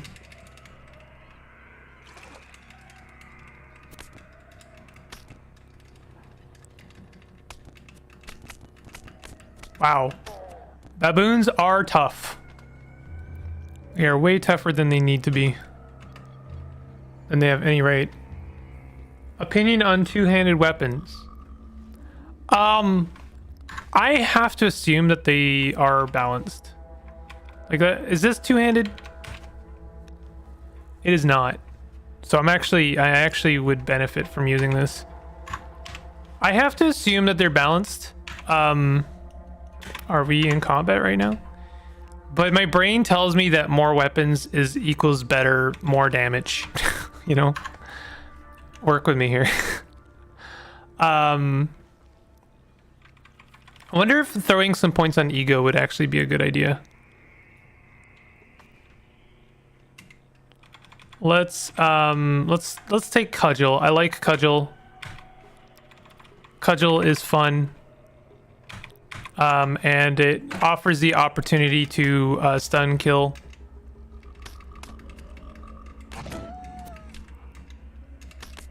There aren't too many two-handed weapons in CUD. I know there's like the heavy weapons, right? Like mauls and stuff. I haven't used them too much. Like I really haven't, you know, given them a chance. I just like there's so much potential in like comboing with, you know, 4 or 5 limbs all holding weapons. Oh, look at that. Chat, I win. I win the 10 peanuts. Fickle Gill. I got the Fickle Gill. Of course it's Fickle Gill. It's always Fickle Gill. Yo, it's always Fickle Gill though. I can't believe I was actually right about it. Anything else would have been better. It's always Fickle Gill. Is there any point in keeping shields in your hand slot, or should they stay in the bracelet slot? So, if it's a buckler, I don't think there's any point in keeping a shield in your hand slot. They can always go on your arm. I'm pretty sure they offer the same chance AV bonus, but it's only bucklers that can go in your hand slot. I'm pretty sure any shield like chunkier than that is gonna have to be equipped in your hand slot. But they're worth it because they offer like an insane AV bonus. It's still a chance-based bonus, but it's still a really good AV bonus. But yeah, bucklers can go on your arms. I don't think I've had this discussion multiple times in various ways, but I don't think that there's any benefit to wearing multiple shields. They just kind of offer you maybe another chance of blocking, but it's still the same AV bonus. They don't actually stack AV at all. 4 armed mutant with helping hands and 6 one-hand weapons. F for Fickle Gill. Yeah, it's always Fickle Gill. That's fine. You know what? This is a Fickle Gill run now. See if I care. Honestly. What's the worst that could happen? Easy answer is you die because your Fickle Gill angers like something generally very friendly. I do want to go to the basement of this well since I'm close. Oh, there's a bear. We're gonna confuse them and then sunder their mind. Oh! Are you kidding me? He's calling me right now. Give me a second, guys.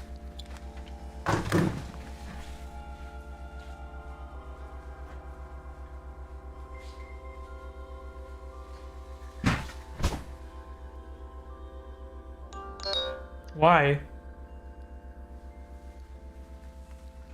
But why though? I highly recommend trying out maxing out shell mutation plus 30 AV and immunity to both heat and cold is amazing. I should give that a go. I haven't really done given Carapace a fair shot. And I know I can't remember who was it in the Discord was saying that the Carapace offers a great benefit to any Esper, basically any mental mutation based mutant, because they you can use your mental mutations while you're tightening your Carapace, which is a really good tip. That's a really good combo right there.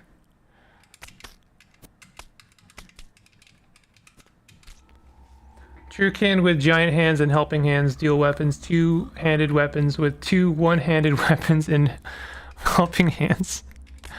But the helping hands, they only offer actual damage if the weapons are like short blades, right? And you have jab.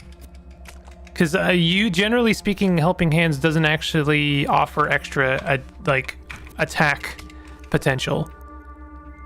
I think I'm right about that, but I'm not. I'm not sure. Oh my god! Jeez, Louise, dude. Okay, the bad news here is that if my Fickle Gill pops off, everyone here is my enemy.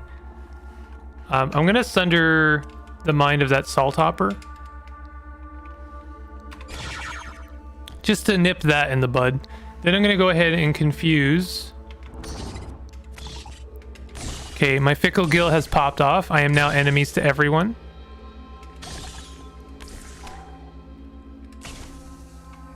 No, not yet. Not yet, but soon. Are you my enemy? Yeah, you are. Okay.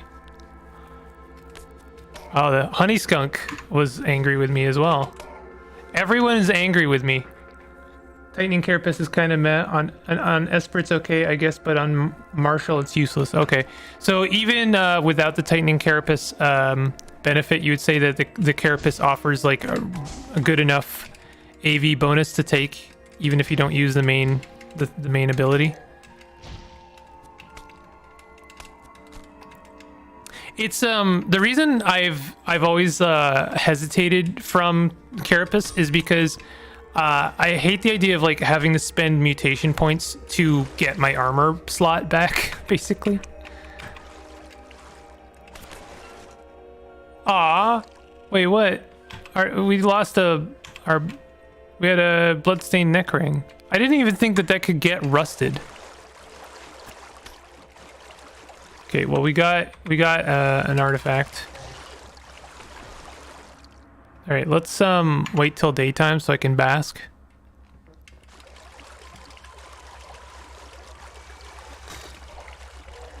At Tomb of the Eaters, you had 42 AV. That is actually absurd. I don't think there's a single thing. Well, okay, there's a couple things that could hurt you at that point. But dang little. Like, I don't think there's very little that would actually hurt you at that point. I don't even like electricity would hurt. But like, I don't think that anything can pen 42 AV. That's ridiculous. Okay, let's head back to Jopa. Talk to Argive. I don't think we have enough artifacts to give him, unfortunately. We have Bounding Boots. Ah, man, Bounding Boots are really good. I don't want to give that to him. So we don't actually have an artifact to give him. Doesn't that suck? Yeah, okay. All right. Let's talk to our Dromad. Electricity, acid, and mental. Yeah, mental would be a problem. Mental's always a problem, though. For real. Mental is always a freaking problem. We can sell the kudzu stem. That's actually a nice chunk of money. I didn't realize kudzu stem was so worth so much money. Wow, there's another... So our rusted well was a fungal forest, and now red rock is also a fungal forest. Let's get ourselves another fungal infection. Pretty sure the one I got was green. Before you say, well, the spores that you're giving off are red, so obviously the red spores are bad. That's actually not true. Annoyingly, the spores you give off, the color of spores you give off is not actually the color of spores that you necessarily took.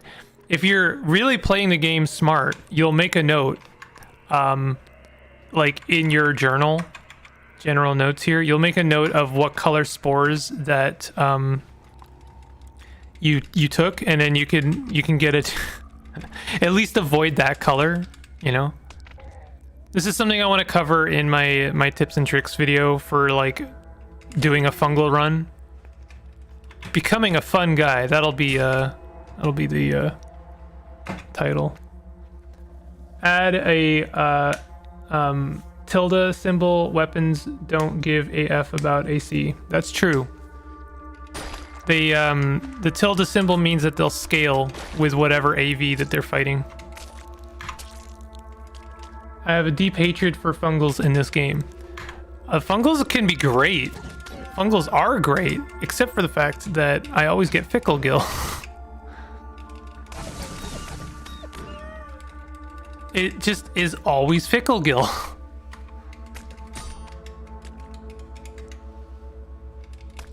Why does it always have to be Fickle Gill? What do we have here? Iron Longsword. Well, we're using a carbide folding hammer, which is great.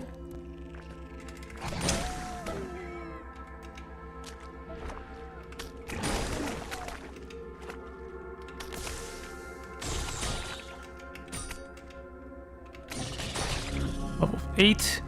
We're very quickly getting back to where I was before I threw everything away. But it's okay, we have wings now, so we can cheese Golgotha. I'm absolutely gonna cheese Golgotha so we can get a carbine rifle. Just watch me. There's nothing, at this point I feel almost bad cheesing Golgotha because it's like, it's not clever, it's not necessarily even interesting to watch. It's probably more interesting to watch someone like do Golgotha as per, you know, normal. But I did it and I died, so you know, what's more interesting, watching someone cheese Golgotha or watching someone die in Golgotha? You be the judge. If I had gills, I would want them to be committed. I want to boot up CUD again, but I'm still waiting on that 1.0. Well, it's supposed to be coming this year, but you know, there's no guarantee of that, and even when it does come, it's not like it will be the last content we see for CUD. So I personally, my philosophy is, you know, just play the game. It's fun. I don't know. It's fun. What is this? Stun gas. Oh, someone threw a grenade at me. There's always new things to learn. Do we still have a recycling suit? We do have a recycling suit. That's good.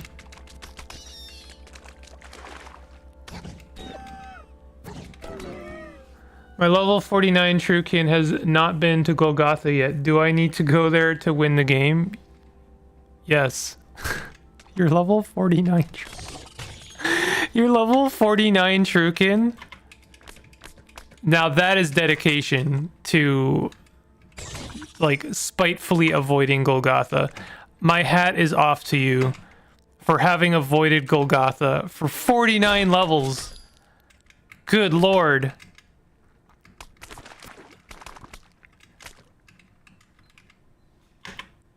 That is incredible.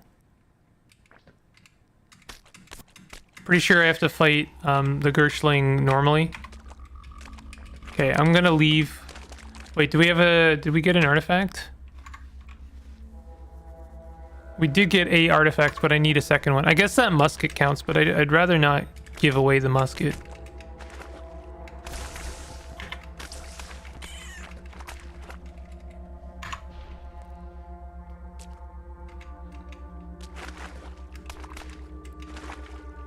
Oh, this could have something. Nope. Nope. We actually have extra move speed right now because of our bounding boots, which is really nice. I've never been able to understand necessarily how quickness and move speed relate. I'm pretty sure that if you have extra quickness, you do actually have more move speed. In fact, I'm seeing here that our move speed is at 115. So I think that is true. I think normally your move speed is at 100. I could be wrong about that though. So I guess we have 110 move speed because of our quickness, and then our bounding boots is offering us another 5.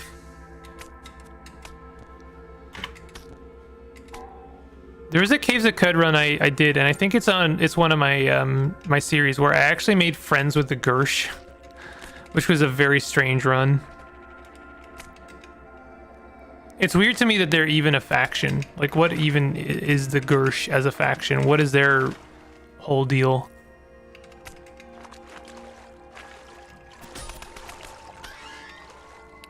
It's just so easy to delve into caves and enjoy the RNG dungeons underground as a good true Chad. First time I went to Golgotha, I was like level 24. I like to get Golgotha out of the way.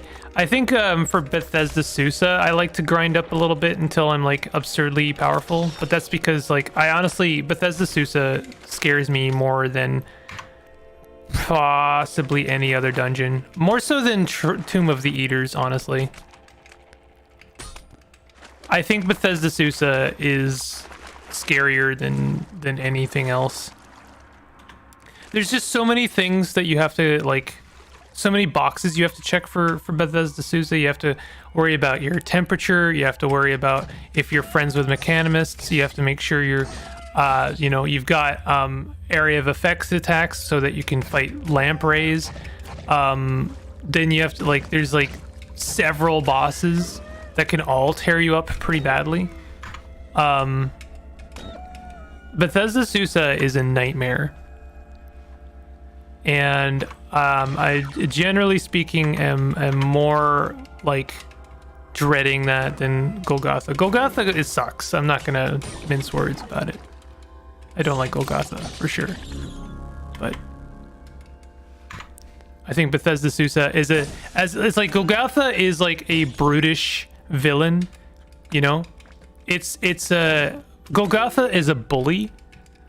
But Bethesda Susa is a villain. You know what I mean? Like, Golgotha will take your lunch money, and they suck, and, you know, that's about the most of it. But Bethesda Susa, they'll, like, entrap you. Bethesda Susa wants you to die, and wants you to suffer as well. Like, it's just, it's truly cruel stuff. Golgotha gets you poop and filth, but also main quest progression. I wear a force field penetrator, and so that first quest update when I phase through the doors. Don't forget the clonelings. Oh yeah, the clonelings. Oh yeah, the clonelings. Don't forget the clonelings. Yeah, the clonelings are, well, I mean, I lost a run to the clonelings. Actually, you know what? The clonelings are even more of a problem when you're an Esper. Because I often find that mental mutation attacks are harder to deal with than some physical ones. So, like, imagine, for instance, my character being cloned with Sundermind. And there's no staircase in sight, you know? Like, it's just the worst. Speaking of Sundermind.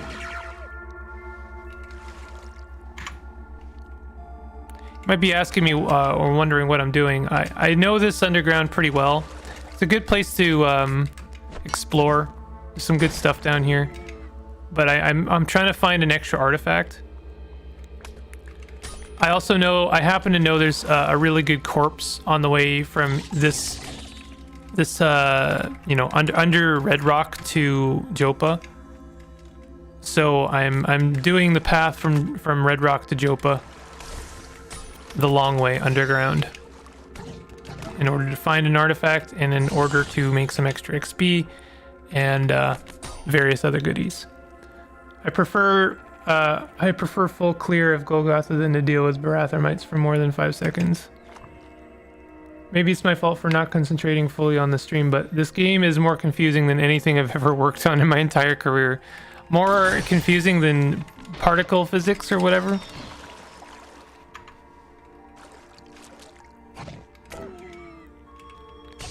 I mean, if there's anything you're confused about, I'm happy to explain. That's sort of what the stream is meant to achieve.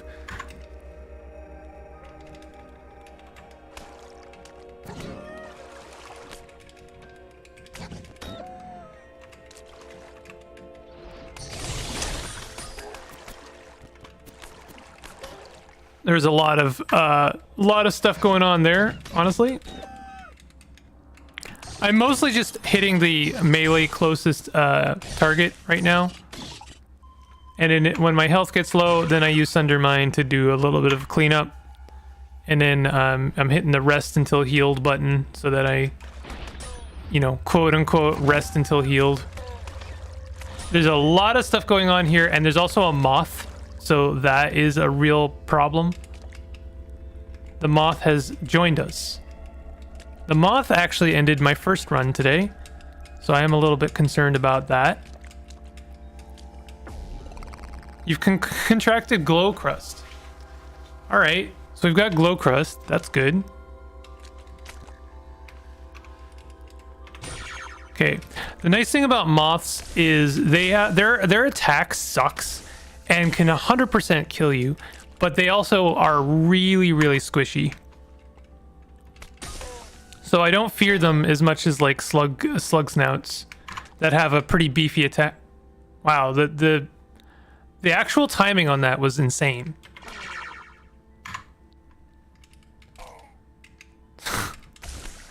Slug snout literally around the corner.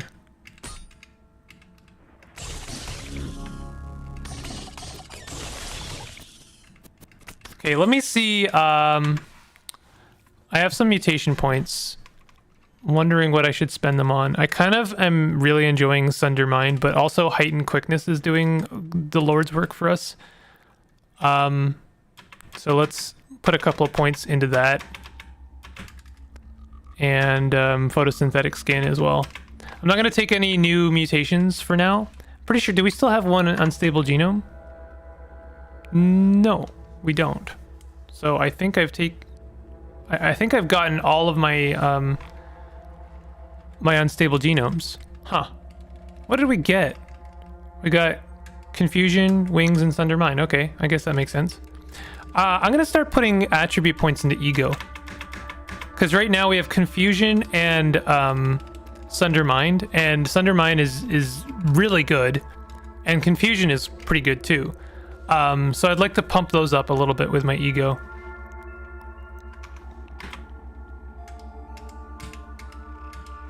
Oh, that's a legendary. I should have checked their reputation before I started sundering them.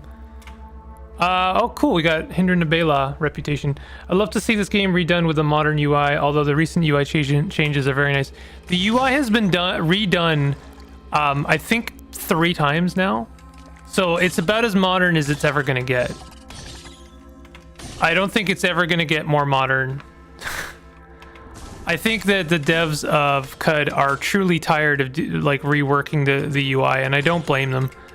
I'm a fairly large advocate for the new interface.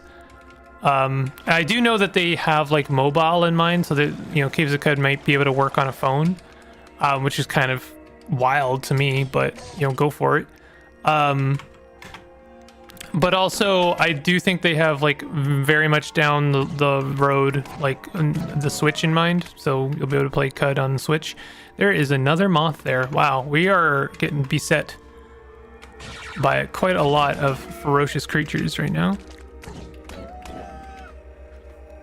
11-dimensional brain, sure, no problem, but sure, trying to understand what I'm looking at right now, hell nah. Well, I mean, you know, our dude is here, and this is a bad guy, and I'm gonna go and destroy them by bumping into them a couple of times. Not too much going on there. I see a cannibal, I squish the cannibal. These are all snapjaws. They're pretty nasty. Occasionally I will hit the auto explore. This is, by the way, the caver corpse, I think. I think this is what I was looking for. Yeah. Miner's helmet and a pickaxe. So this is a thing that will consistently spawn underground between Jopa and Red Rock. And it'll have a miner's helmet and a pickaxe. A pickaxe is actually quite useful. I recommend picking that up. I think it'll occasionally have a glow sphere as well. I don't know if we picked up the glow sphere already. What do we have here? Oh, yeah. Sorry, not a glow sphere. A small sphere of negative weight, which is a really good find. Those are like really, really good. They're very rare. And even if you want to make them, they're very expensive. So, small sphere of negative weight is a great find. So the fact that that one consistently spawns underground under Jopa is pretty funny. I recently tried this out on a Steam Deck and it didn't feel the best. I'm sure Switch would feel similar. Well, you might want to check out. I have a video about the interface and controls. There's a couple of things you might want to take, a couple options you might want to take a look at if you want to play it on Steam Deck. I have played it on Steam Deck and it does work quite well. Considering how many options this game has and how many controls, it's kind of amazing that it does work. But there's definitely a few options and controls you need to enable before considering it. I'm gonna confuse this man. Are they not confused? What is their reputation, by the way? Admired by dogs. Oh no! I'm gonna make enemies to dogs. You know what? It's kind of too late.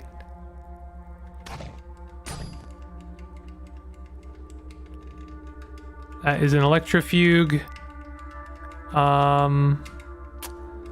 Yeah, this is all a problem. Let's go ahead and I kind of got what I came down here for. Oh, I don't have a recoiler. I do not have a recoiler, so I'm kind of lost underground now. Oh good, oh good, oozes.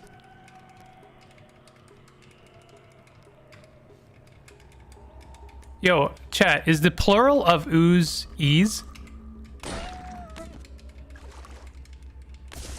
I'm just asking.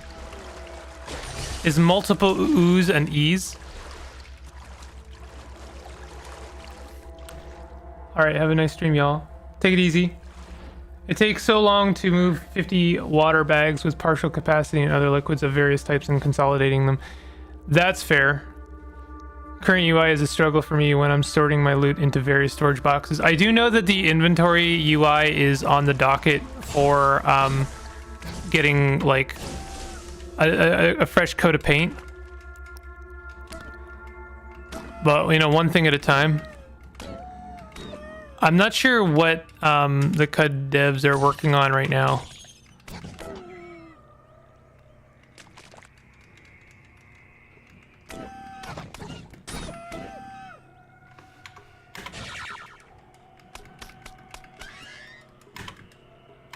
Okay, we got another weird artifact. Acid gas grenade, the perfect thing to hand over to Argive. Oh god. I wonder if you can sunder a centipede nest. We got 250 XP for killing it.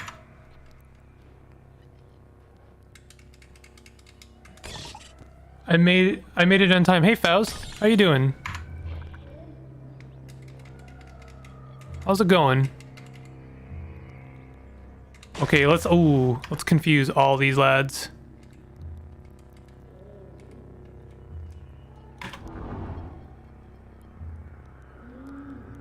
Can we sunder the mind of the centipede nest? Your mental... Okay, so no, and also we burned our... the cooldown on our sunder mind, so now we can't use it. This is going to be really good XP as long as we survive. Actually, we're only getting 15 XP per centipede, so it's not that great.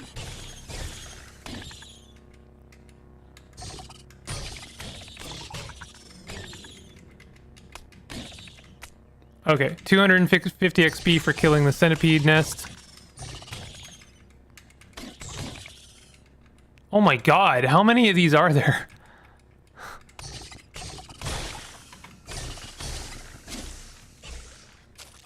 In a way, our Fickle Gill is actually providing us with a little bit of passive damage.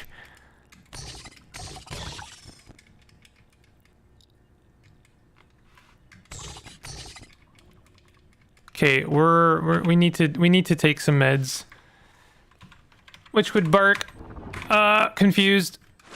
It's fine. Uh-oh. Eat the bark, Morty. Morty! You're gonna have to take this bark and eat it. God, I wish that I didn't feel like internal agony every single time I even referenced Rick and Morty.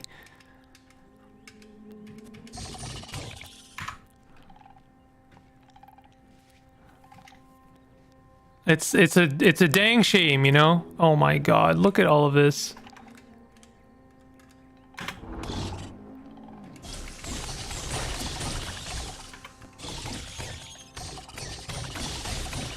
I actually think that like having some kind of like acid gas mutation would be really good. Because confusion, they'll just like kind of wander around in it. Oh god.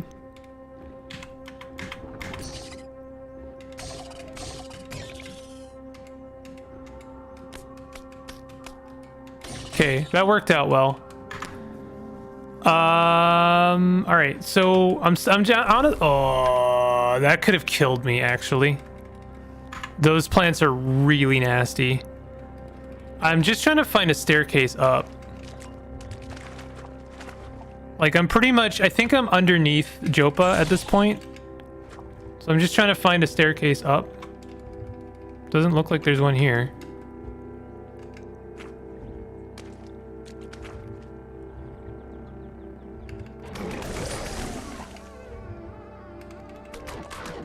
I love these miners. They're really good XP, and they generally are not a huge problem unless they, you know, obviously there's exceptions to this.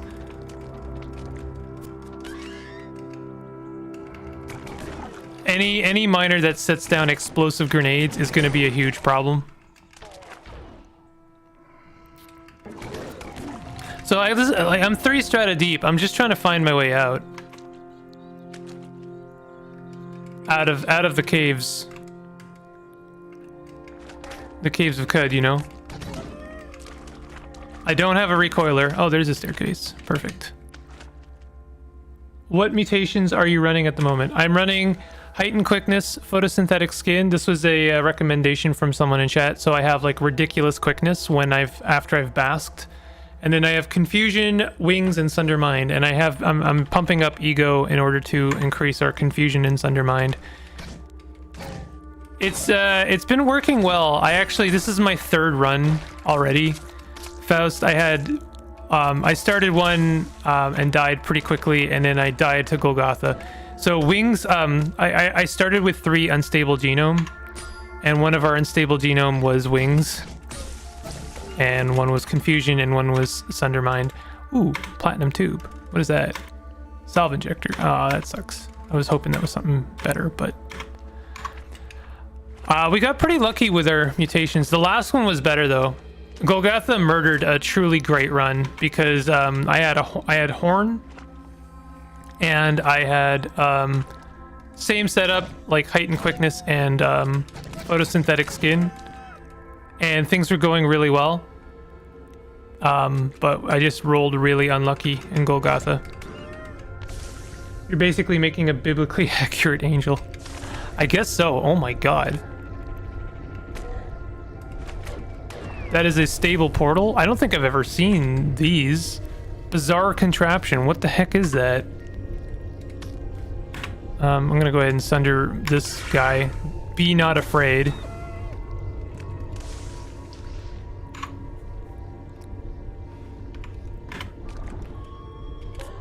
Why would an angel say be not afraid?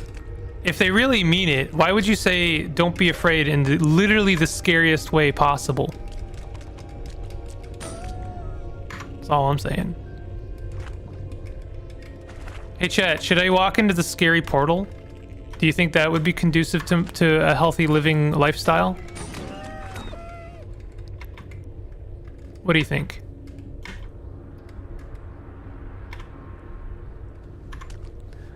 Note that the Basque gives you cooking ingredients so you can still get the bonuses underground. Really?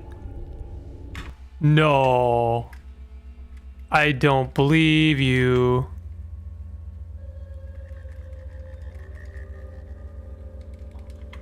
It's not this, is it? No. Please explain, Cactus, because I'm actually very intrigued by this. There's 2 portals? Chat, which portal should I go through?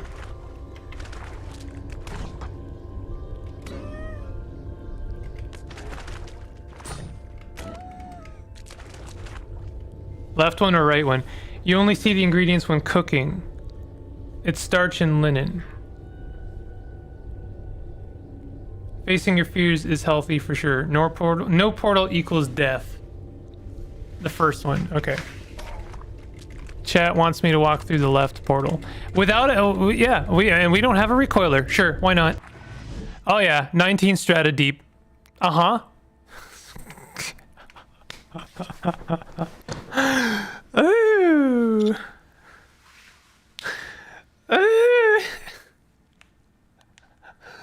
Okay. Be not afraid. Oh, good God. Okay. Yep.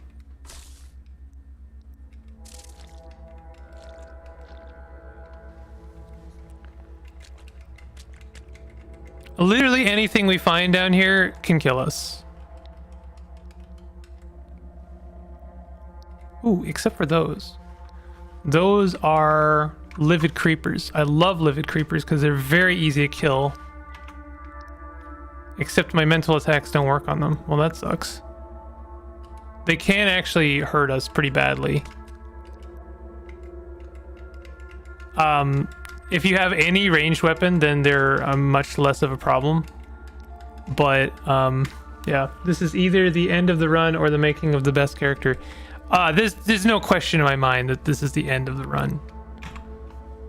This is 100% the end of the run. There's no way I'm gonna find my way back from 19 strata deep, and I have no recoiler, and I have no way of like. Oh.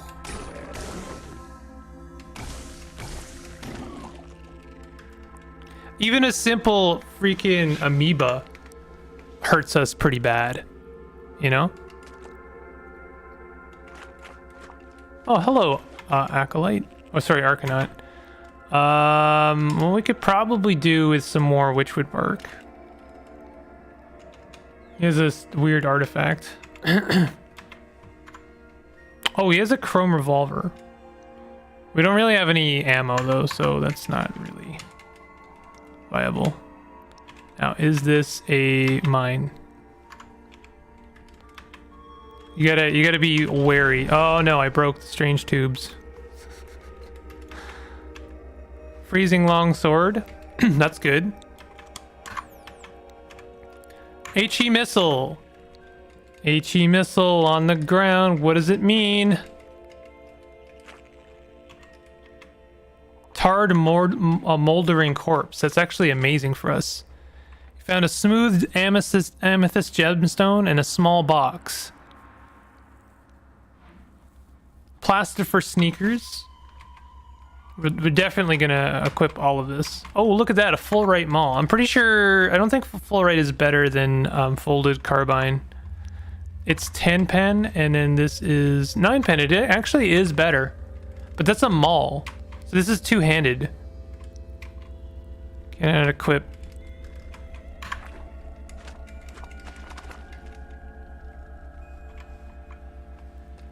We should unequip, or oh, I didn't mean to eat it. God damn it. Did I not pick up the plaster for sneakers? I did not. Okay, let's try this maul. Full right maul. I'm pretty sure this is two-handed. It's not two-handed? It's not two-handed. The weird artifact could be a recoiler. Yeah, that is some optimism. That is some legendary optimism. Lots of XP to be found. If I find literally anything down here, any creature at all, I will die. Okay, we could go down. Chat, shall I go down? I haven't found a way up, but we could go down. Sure, let's go down. It's like Charlie and the Chocolate Factory. Sometimes you have to go backwards to go forwards.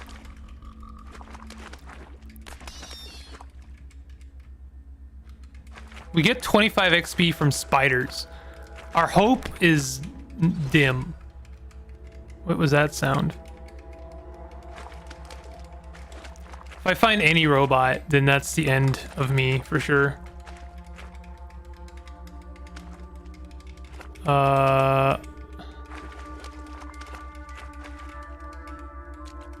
Finding lots of spiders. What is this? Serpentine Knight. So unfortunately, the only way I see of advancing right now is this way.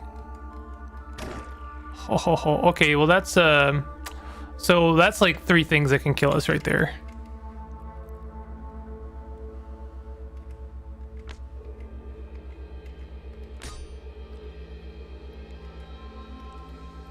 The thing I'm most afraid of right now is actually the humor on the bottom left.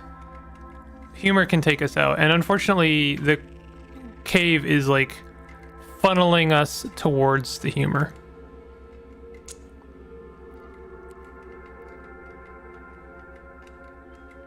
I must run.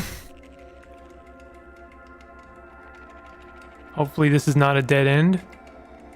Starting to look like one.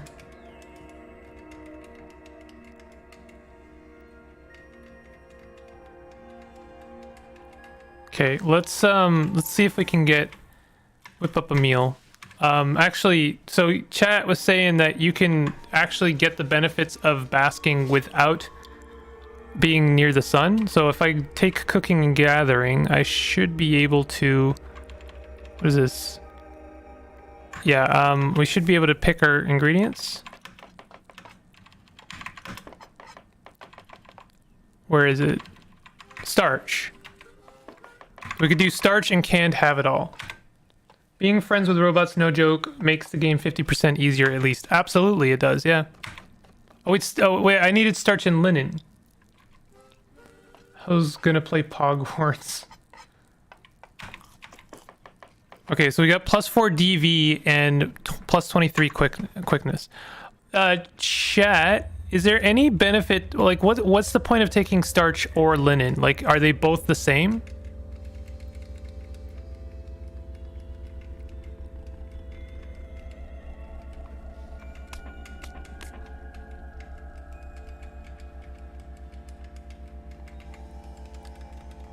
I have to admit, I've lived longer than I thought I was going to.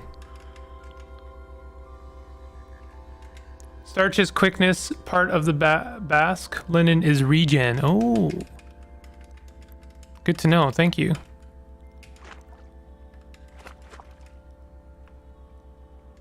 Blocked by sandstone.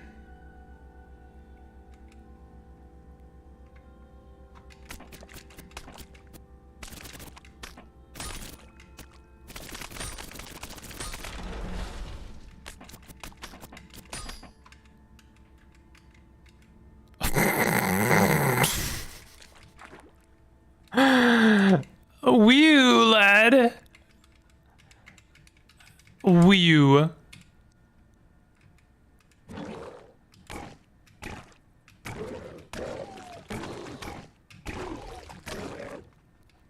We don't even get any XP from killing these things. If you missed it, there was a sightless dervish just around the corner. At higher levels, you get several servings of the ingredients. At first, it's just one.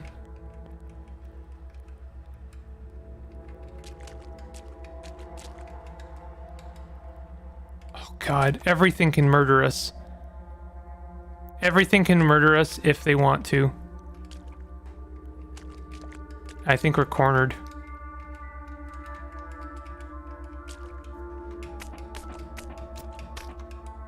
Oh God, that humor. Get it? Oh, this could be it.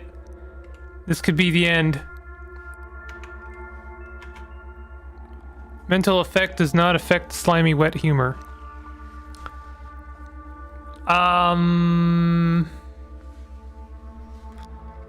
Okay.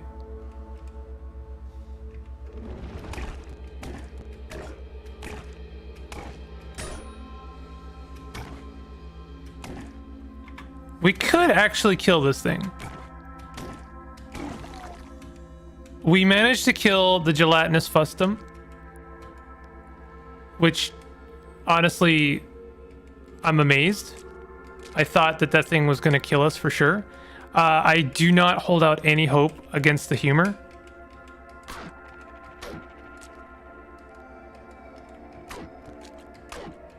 Definitely want to kill this robot if I can. Resonance Miner, they can drop some really nasty mines, but killing it gave me 500 XP, so that's really nice.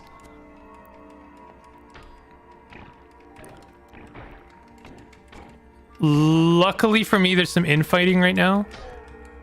Those livid creepers, I really wish I had a ranged weapon right now. If I had a ranged weapon, I could 100% take those out. Higher levels, you get several servings of the ingredient. At first, it's just a one. I honestly can't believe I'm alive right now. I know I'm jinxing it. I know I'm going to die like around the corner, but I don't care. Celebrate your achievements. If you don't, who will? Oh God.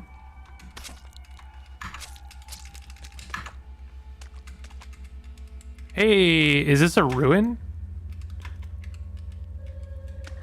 That could either be very good or very bad.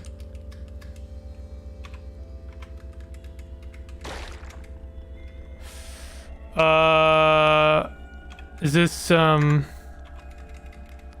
Stillbeard? Can we... Let's sunder their mind.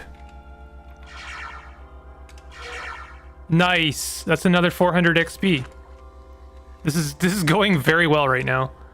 You just need to find another portal, clearly. Yeah, honestly, the thought had crossed my mind. Is that a mechanist? Oh, he's a pariah. Oh, God. So there's a tinker around the corner that places chain guns. Oh, and we went ahead and made the pariah mechanist our enemy because of my fickle gil. So that's good. Let's go ahead and confuse them. We leveled up.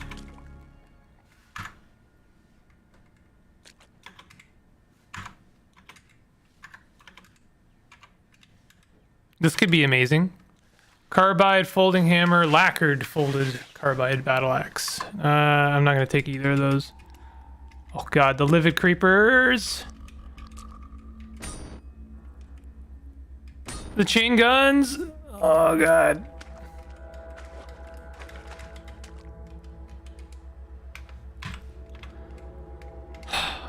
This livid creeper is going to make things very difficult for me.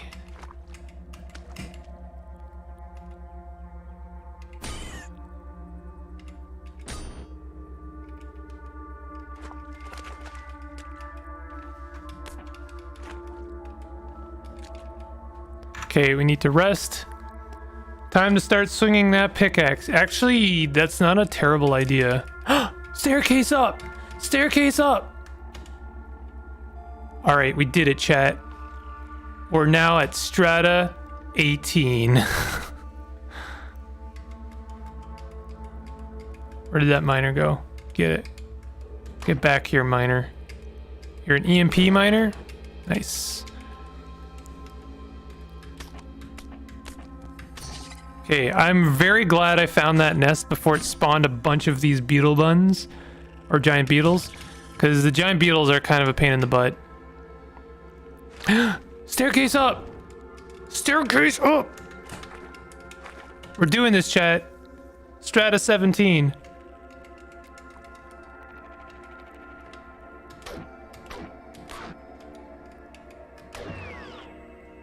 That was a low light laser turret tinker. The fact that we found them before they started placing those is very, very good for us. There's a mechanimist. I'm hoping that maybe we can... There's a friend? Like a legendary? Are you a pariah? The mechanimist zealot. There might be a legendary around here. You know, like, if I find one traipsing mortar, I'm dead. Like, there's, like, nothing I can do against, like, a single rocket turret. Basically, any turret that does, like, high damage, I will be instantly jibbed.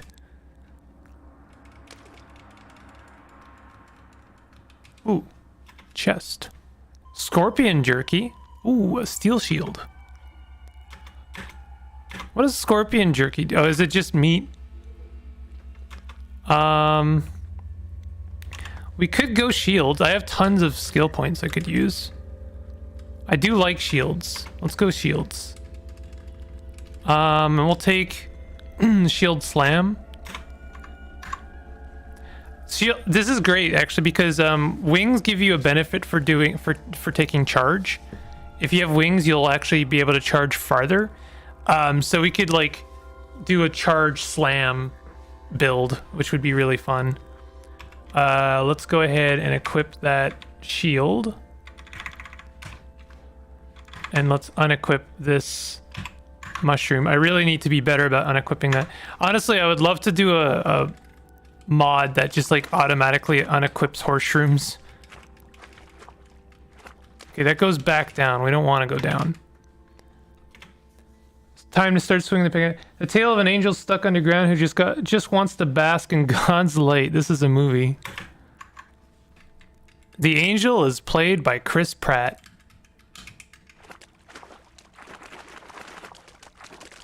It's a me.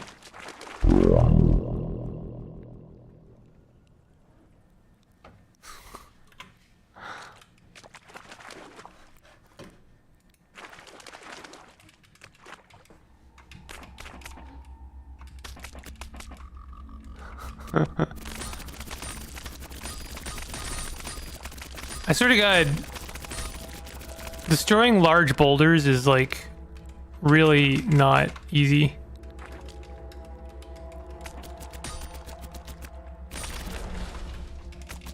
I know this is the path. I know that this ruin is going to lead us to salvation. It's going to lead us back to God's light.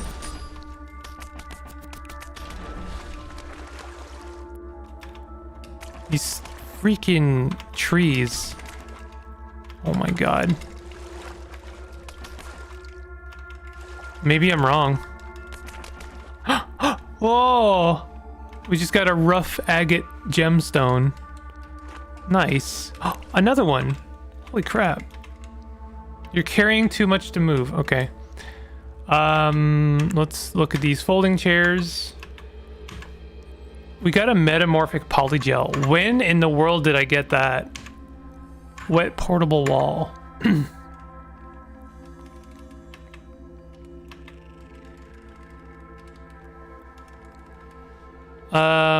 What's taking up the most room? Melee. We could drop this carbide folding hammer.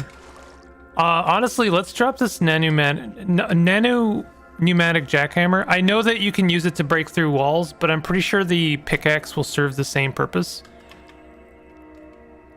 We'll drop this longsword. Can we disassemble these? I don't think we can. The dilemma: take the effort to switch to pickaxe for boulders, or stand there for 50 turns like a dummy. Yeah, I know, right? Like that's no joke. That is me every single time. Can polygel clone eaters? I think so, but I don't think that that's worth it. Believe it or not, polygel is like one of the most powerful items in the game. And to use it on a Eater's Nectar injector, I don't think would be that worthwhile.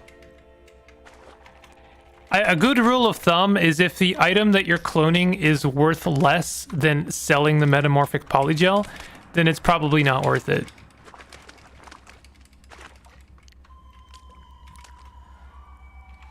Okay, do I actually have a pick? Yeah, I do have a pickaxe.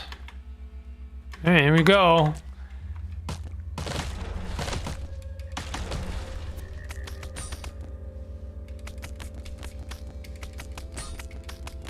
Dang.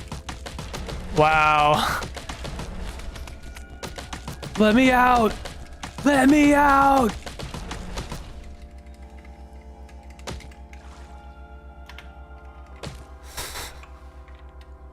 Why did I have to walk through that portal?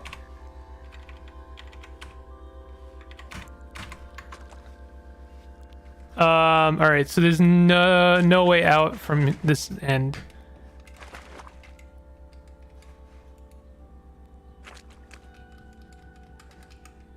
No! That is a gelatinous wedge. It's actually only average, so that's not bad. Do I have slam? I have shield slam. Why don't I have slam?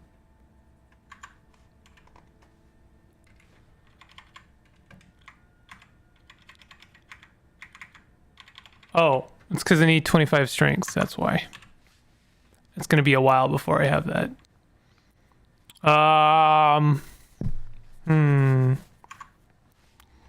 Well, we have shield slam. Help.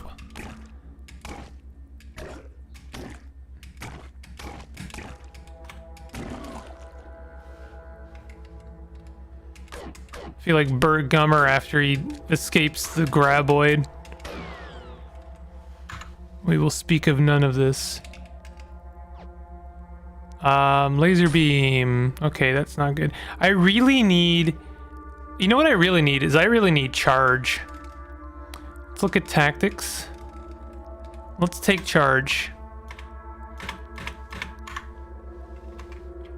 Charge is on F6. Oh god. Oh god. I think I just killed us. Yep. Dang. Just dang. That was 100% my bad. I thought that there was only the one laser turret. Turns out there were 3 of them.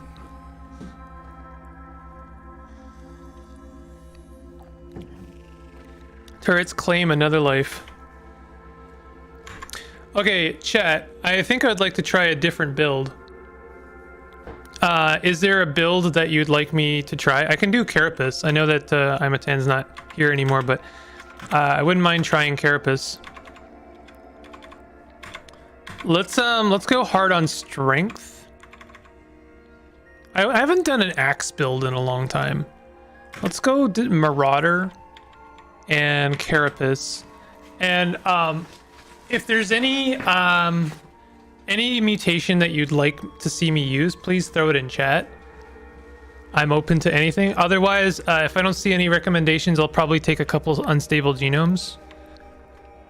I'm probably going to take some kind of physical defect. If you want me to take a physical defect, I'm happy to do that as well.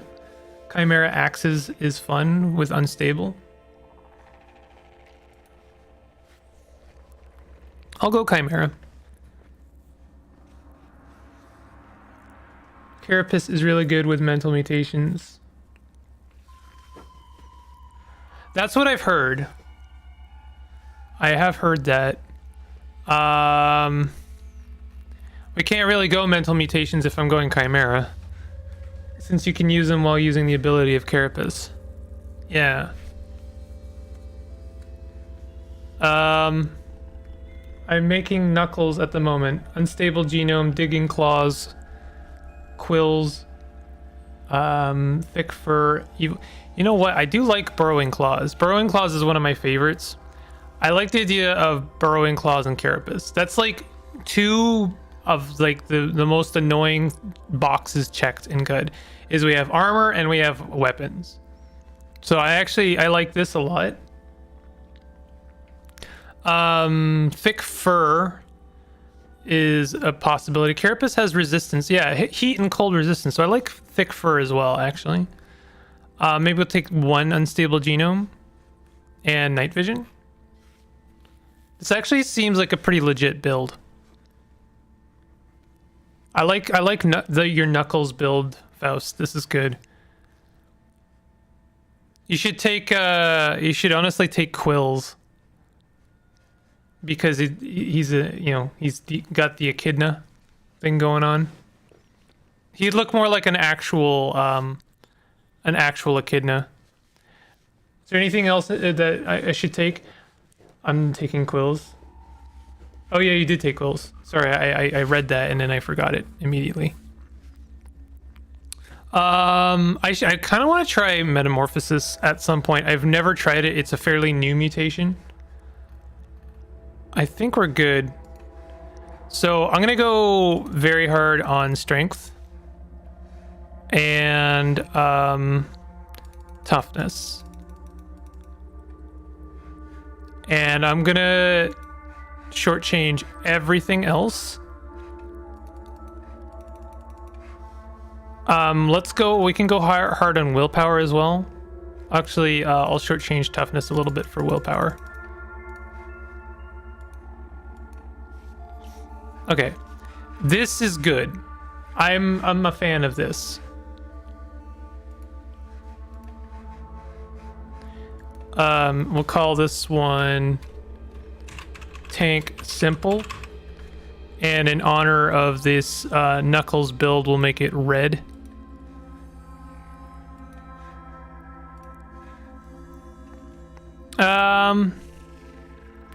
Let's do a Salt Dunes. I always like the Salt Dunes.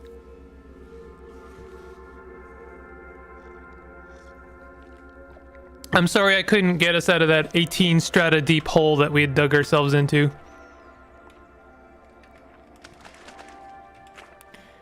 I would have felt pretty good if I had managed to accomplish that goal, but you know, it's that was pretty tough. Like, there's nothing wrong with stepping into unlabeled portals, but maybe do it when you have yourself a recoiler, you know? I think that is a better move. Adventurer, there's a task that you could do for me. A short while ago, I determined that Durkak is home to a sanctified Lagroot tuber.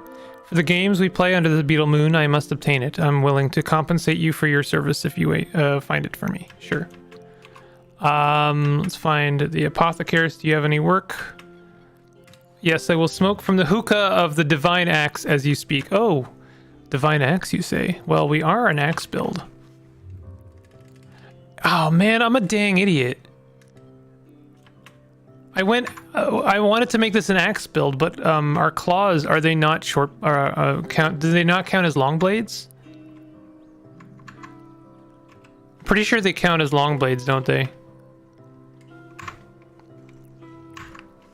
It's not a big deal, but it definitely doesn't synergize at all.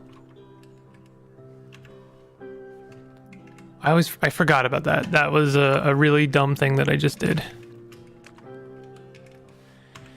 Okay, let's look at our quest. So we have to travel to the historical site of Sak. Find the sanctified Lagroot tuber. Locate the sanctified Lagroot tuber at Durkak. Okay, let's go to Durkak. That's Sak. Not what we want. Durkak. There we go.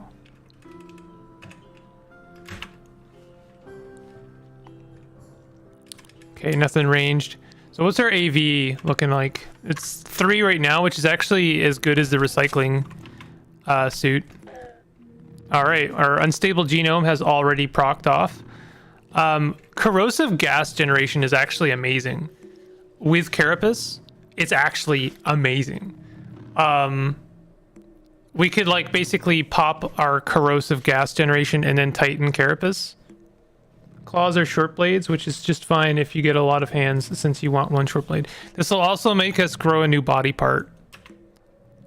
As much as I love wings, a head grows out of your body. We just got a second head for free. One of the options was take 2 heads, but we got a second head for free.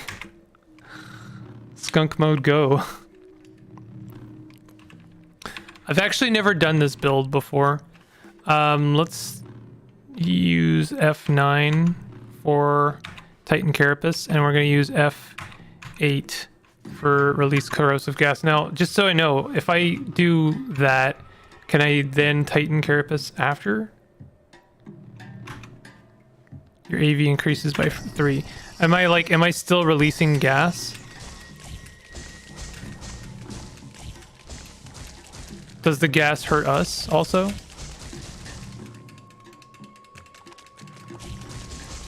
Looks like we are just like releasing gas.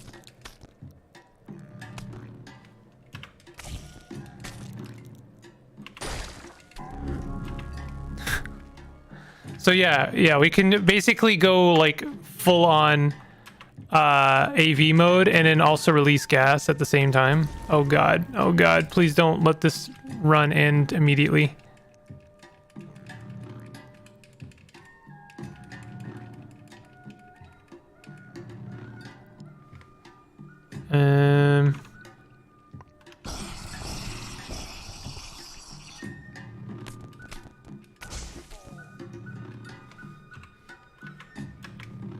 All gas generation mutations make you immune to that gas.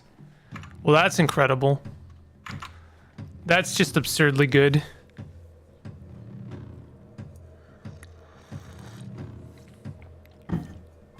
I know the one downside to corrosive gas is that it does destroy everything.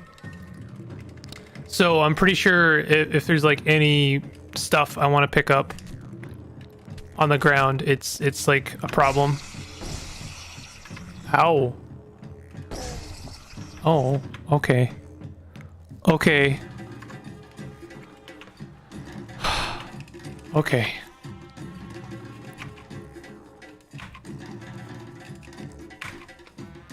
I got insta killed.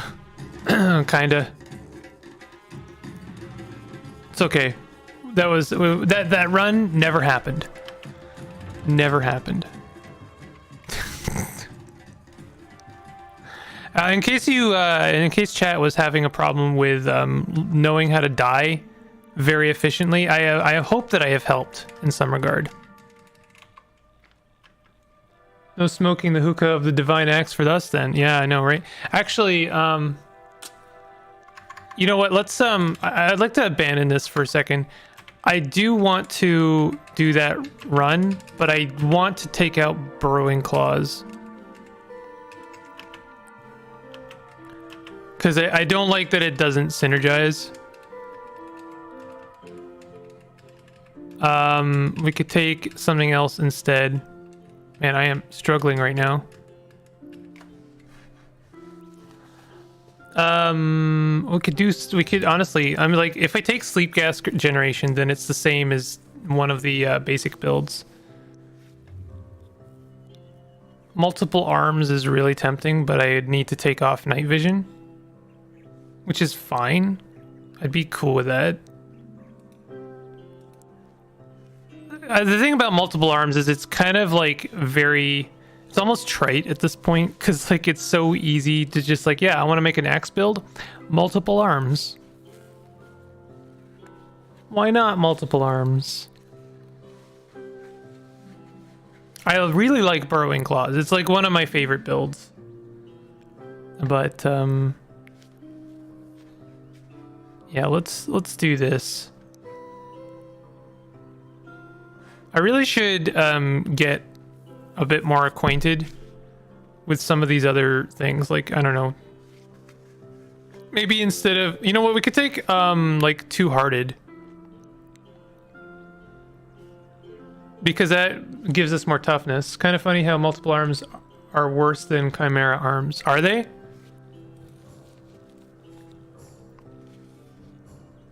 Let's take two-hearted instead, and night vision, because I don't want to just like do the same thing I always tend to do.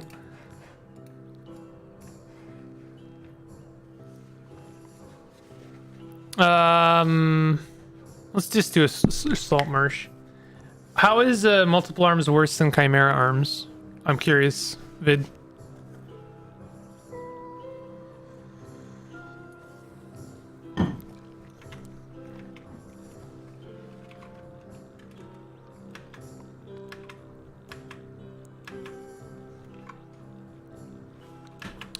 We have to talk to Burma Furger, who is a legendary Snapjaw warlord, or dude, I don't know. Recoiler and disc. And let's talk to legendary Snapjaw shotgunner. We'll locate Muga Cat's pasture. Oh, and let's also find the zealot, accept this quest, and murder them. Multiple arms don't give bonuses from dual wield. They don't? I feel like the reason they don't is because they already get the insane bonus of having the passive chance of attacking. Because you can level up multiple arms, and then they just like have the chance of attacking. So what is our quest right now? Find Muga Cat's pasture. 1 to 5 parsecs north of a Dromad caravan. Oh god, it's in the hills. Oh god, we're lost. Well, may as well kill a couple glowfish. I haven't done this all day. Just like killing glowfish to get that first level. Absolutely no reason to do it. Because there's plenty of things you can kill that want to kill you. But it is pretty easy XP in the like first like level 1 to 5. Or level 2. This is good. Let's throw... I'm going to be throwing points on... well, none of these are offensive. So I guess I'm going to be throwing points on Carapace. Actually, we can throw points on Two-Hearted and then use our rapid advancement on Carapace. This offers us more sprinting. But I'm more interested in the added toughness bonus.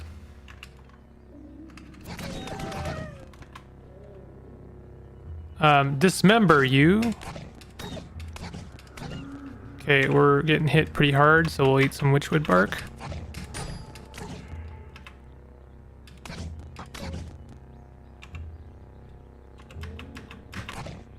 He's fine. I'm like not hurting him at all. Mobility impaired. What is it? Oh, I chopped off their feet. Gonna eat my last witchwood bark.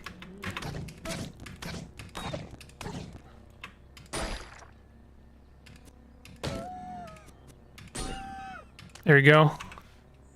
Slender cloth overalls. We can't wear that. We can't wear any clothing right now. Chimera arms scale without any investment. Really?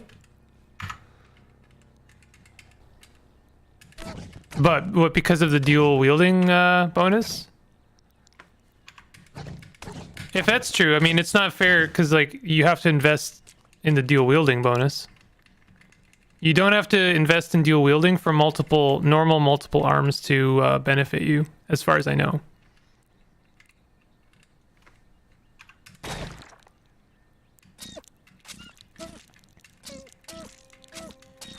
I'm gonna let him bleed out a little bit.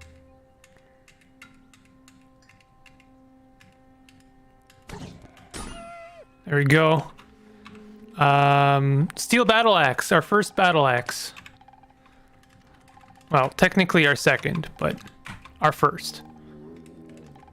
Our character is left-handed.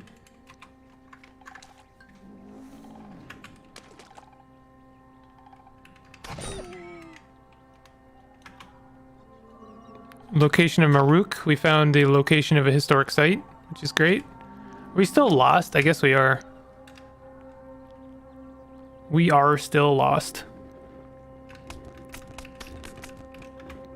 Dismember. What did we chopped off the two-headed boar's tail, which means they're bleeding. They died from bleed. Okay, we leveled up. Let's throw another point. Oh, we can't yet. My bad. We could throw a point on the strength. So let's do that. I'm gonna be very aggressive about strength because I want to like benefit as quickly as possible from our cleaving.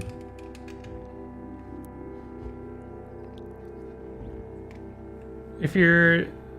Fair enough, what I meant is if you're taking dual wielding anyway. That's true. Well, so that's really it, right? Like, dual wielding, I have conflicting feelings about dual wielding because I've never fully understood it, at least not by memory, how you're supposed to like make the most from dual wielding.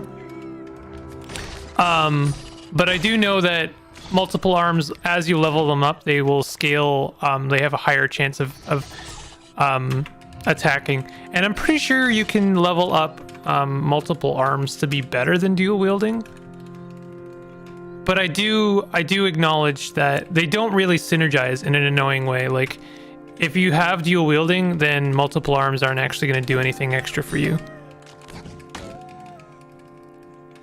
I just realized I've been spending my mutation points when I probably want to be buying new mutations so we can get those extra limbs. Oh, are we on good terms? We're on good terms with tortoises. That's a very novel thing to me.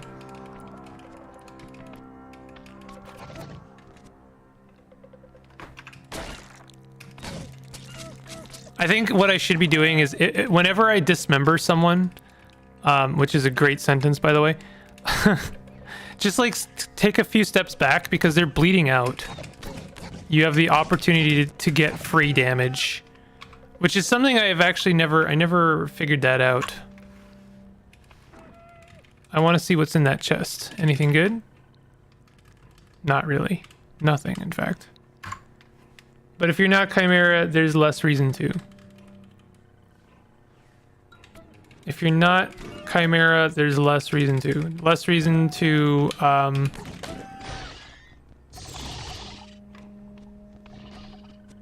not sure what it... Yeah, I'm a little lost on what you're saying there.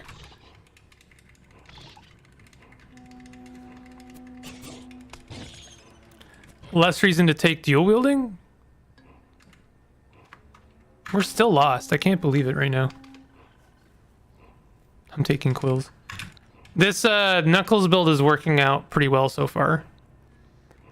As soon as we get that rapid advancement, I'm going to put it on our Carapace.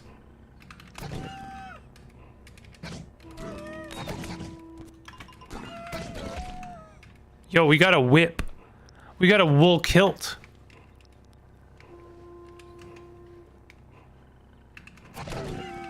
Oh, we got an artifact.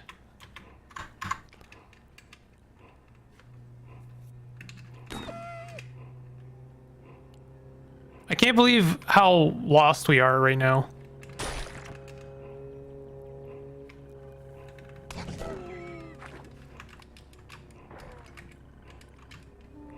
The way I played Chimera dual wielding is one short blade offhand for double offhand attack chance. And then dual wield. And then dual wield so you attack every turn with your offhands. So this is where I get very lost when it comes to dual wielding, is I'm not sure if dual wielding actually stacks with short blade offhand attacks. I think they're like kind of independent of each other, and it's one of those weird CUD things where it's like it seems like it should synergize, but I don't know if it actually does. Because like, yeah, I don't think that they're like a stat bonus. They're like every time you attack, your offhand has a chance, and then your short blades are also a chance. But like I say, I don't fully understand it. It's one of those things I need to like genuinely ask one of the devs on, because I've looked this up a various number of times, and it's not super clear. Yo, did we find the settlement that we have to find? Sweet Furrow. I don't think so. I think our quest is to find, yeah, Mugakat's pasture, which we were trying to find. We were trying to head to the Dromad caravan, and then we're going to be going north. Oh my god, look at all the freaking baboons over there. So we're going 5 parasangs north. 1, 2, 3, 4, 5, I think. And I'm going to go to the east part of the parasang and then basically just head south. This is how I've been doing these kind of quests, because I find it a little bit easier to head backwards than, you know, to like start from where you are and then head forwards. We have to be on the southeast corner, which is a difficult thing with canyons. I hate canyons. Yo, I hate canyons so much, though. I truly hate canyons, and I hate having to find anything in the canyon.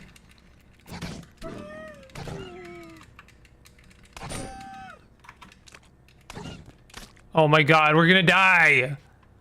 Oh my god, and I don't have any witchwood bark. I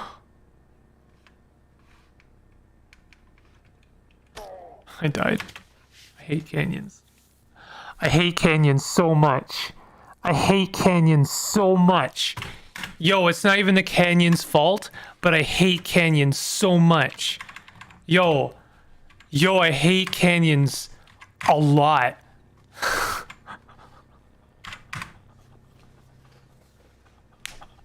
So much. Hate canyons. Yo, abolish canyons. Please.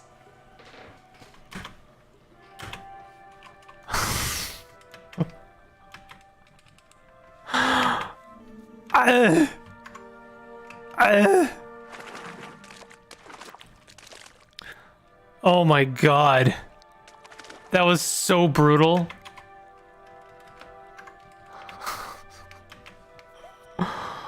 Oh my god. I have not been I've not been playing well very well today, I gotta say.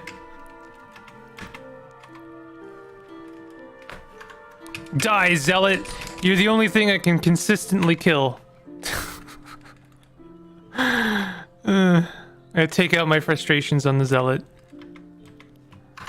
Alright.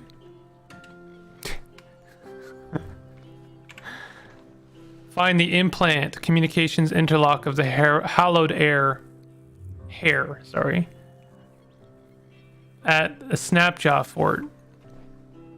Where is the Snapjaw fort? Alright. Oh, good! Canyons. Legendary Snapjaw Scavenger. Oh god, that is a Snapjaw with a shotgun. I am at level 1, and so therefore this is kind of a big ask.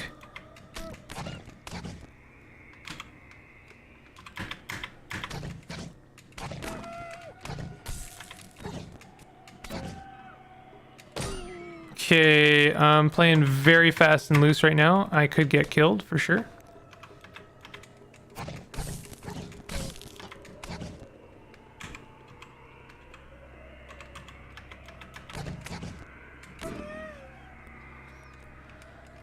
Snapjaw's at like early level is kind of a pain for sure.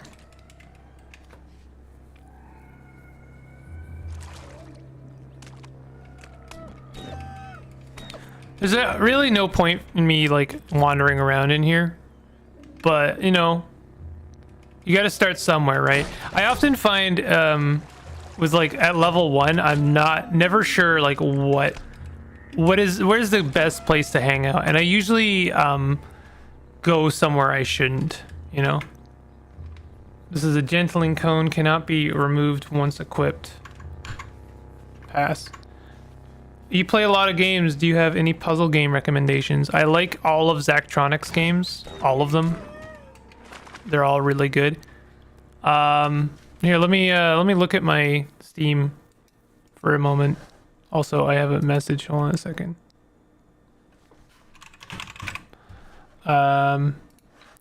Let me look at my Steam and see if I can't scope out some puzzle games for you. I like puzzle games. I enjoy them.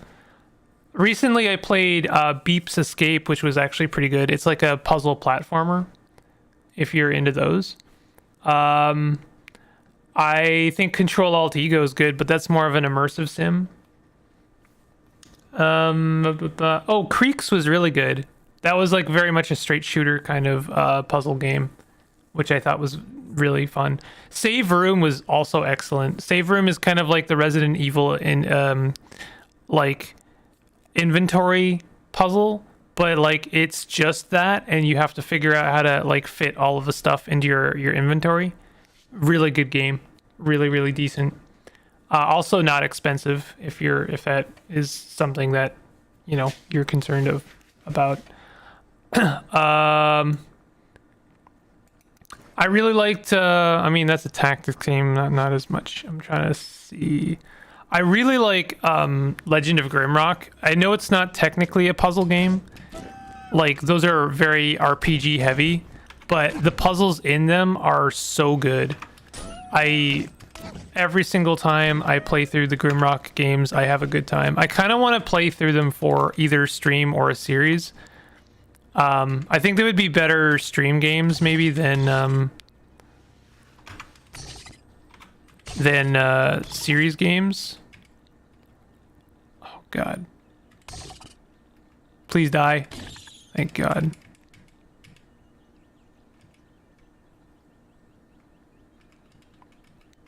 Not doing very well right now.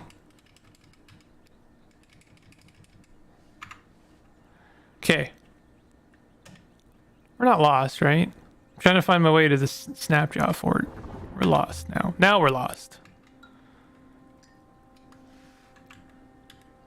Reading it again, the text for jab is ambivalent on if it only applies to short blades or not.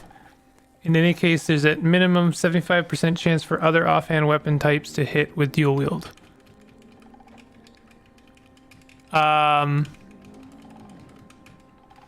Yeah. So I remain ambivalent. Like, I really don't know if there's a benefit to I don't know if short blades benefit more from dual wielding. I feel like they have their own kind of built-in dual wielding. So I think actually in a way, if you're looking to dual wield, probably something else is more interesting than God, I'm just having a really rough time right now. It's because we're at level 3 and I'm fighting Crocs.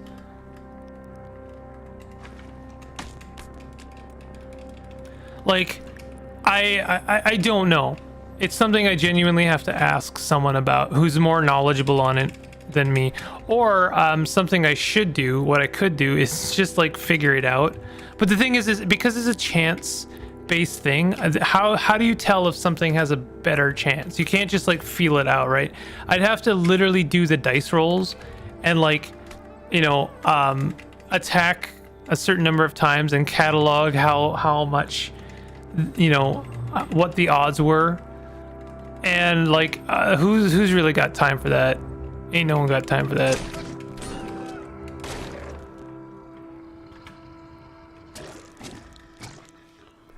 The one short blade was just because I interpreted jab to apply to all offhands, not just short blade offhands.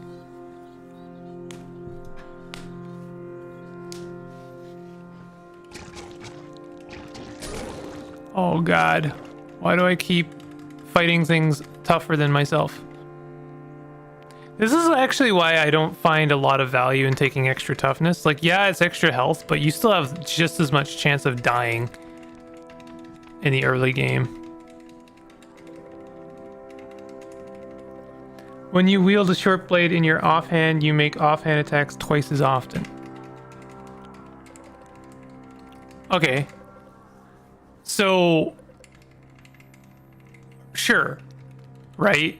But like twice as often as what?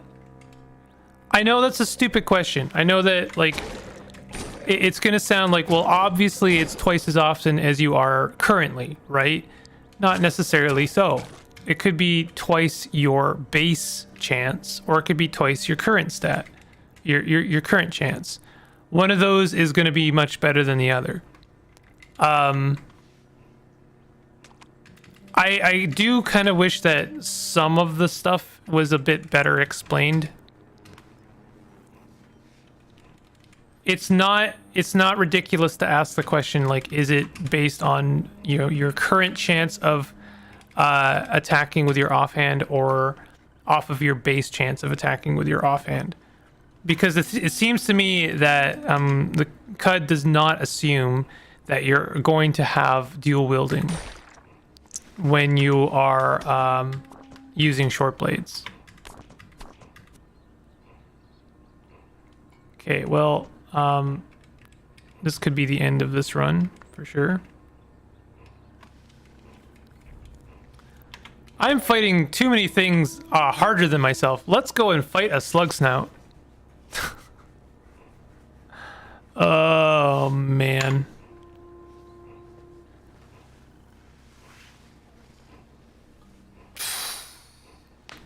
Okay. I'm kind of burnt out. I'm kind of burnt out on CUD right now. It's because I'm doing stupid things and I'm playing in classic mode. That's like the quickest speed run to burning myself out. Chat, how do you feel about switching to something else? Before you answer, I don't know if I'm going to be streaming for all that much longer. It's a pretty good stream. We could honestly end it here or at 4 o'clock.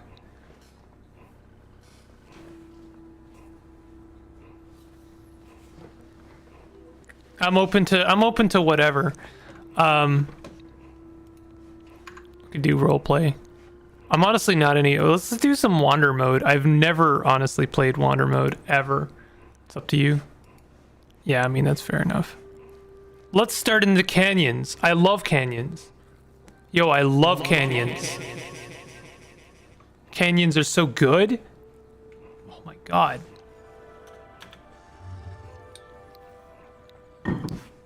You're boiling water in the new CDDA. I think it's wild that CDDA is going to have multiplayer. That doesn't make any sense to me. That makes actually 0 sense to me.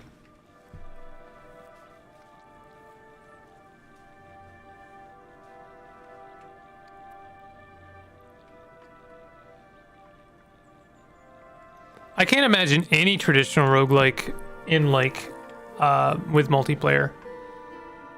Like, how does that work?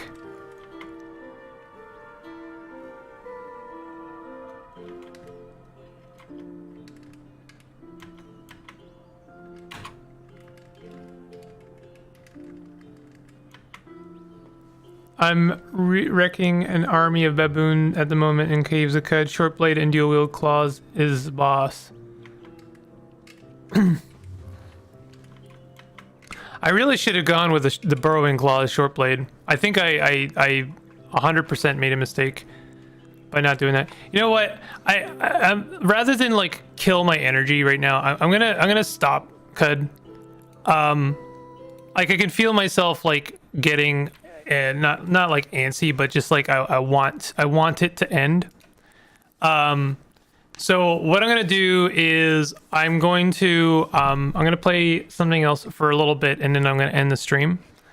I'm sure you guys have seen this game.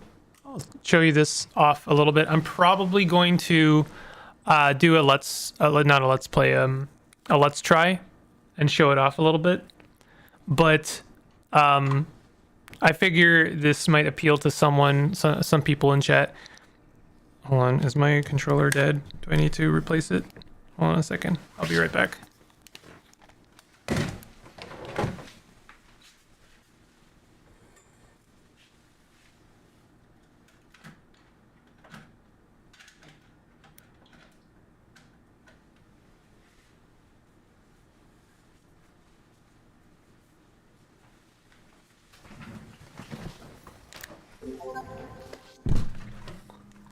Multiplayer thing was a scam, I think, unsurprisingly. People on the official CDDA Discord said the multiplayer person rickrolled everyone and left every server. Wow. Incredible. That is insane. So unfortunately I have to start a new game, that's fine.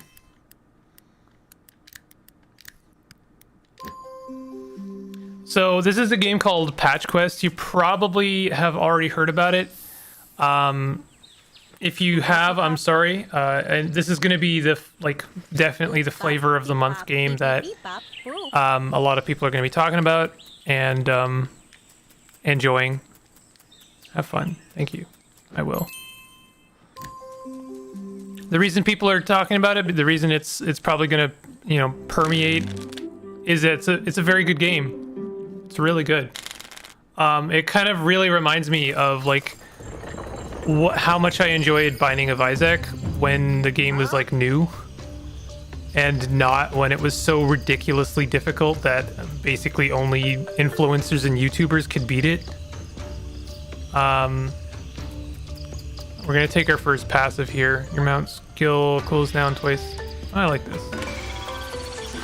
So this is an Isaac-like. I'll call it an Isaac-like. I hope that won't piss too many people off. With a couple of twists.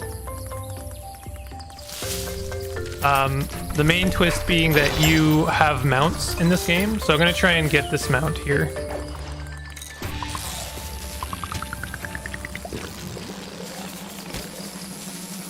It's not exactly easy. Okay, there we go. We've got ourselves a lightling. I guess that's what they're called. This is a lightling. Grabbing a mount offers you some passive benefits and some active benefits as well. They each of them have different abilities. So this guy can dodge really fast.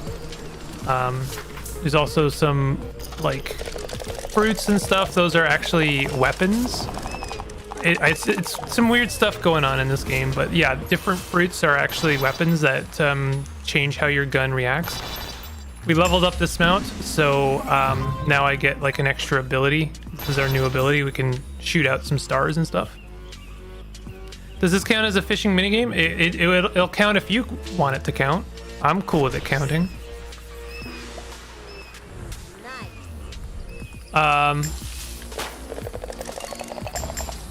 There is a bit of meta progression, but I don't really mind because I don't think that this game is actually a roguelike.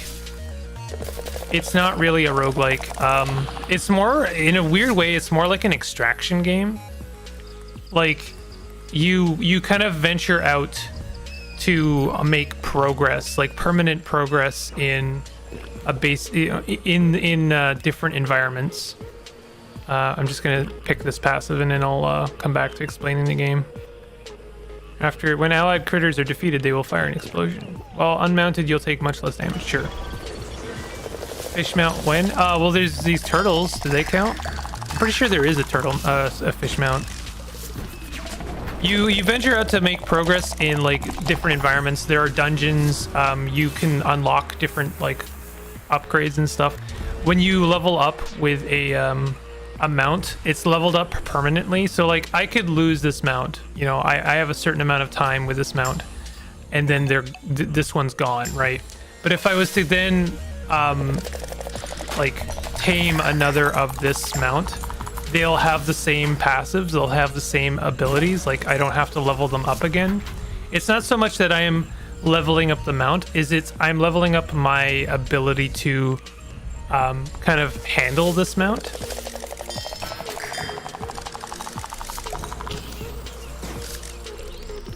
So why don't we? I'm gonna dismount, and I'm gonna grab a different one so that we can see some. Oh.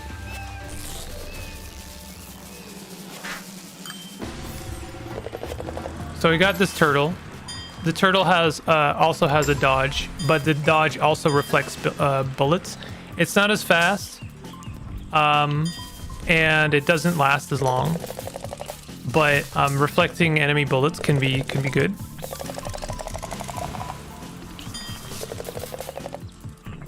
Extraction roguelike, I guess so. You know, this is why I always have problems with like terminology and genres. Is like, what is anything, right? Like if you add a certain number of mechanics into a game from different games, then what is it anymore? Is it a roguelike? Is it an extraction game? Is it a Tarkov? I don't know. Danger.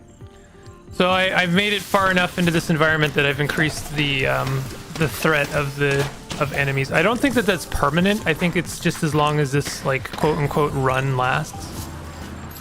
We leveled up the water geyser. It's almost like this game is kind of like a Pokemon, but you only get the one Pokemon, you know? Okay, so here's our map. We could go up here and get some more stuff.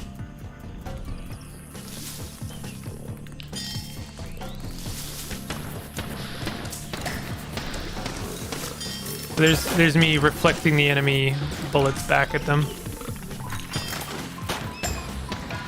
We can try our new ability. This is like a little geyser attack.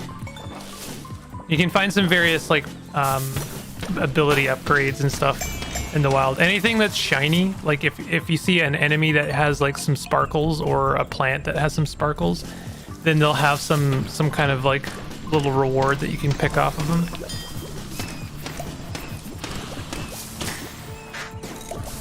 I find that the hit detection on things is very forgiving. Like I find it pretty easy to dodge around things, which is kind of nice.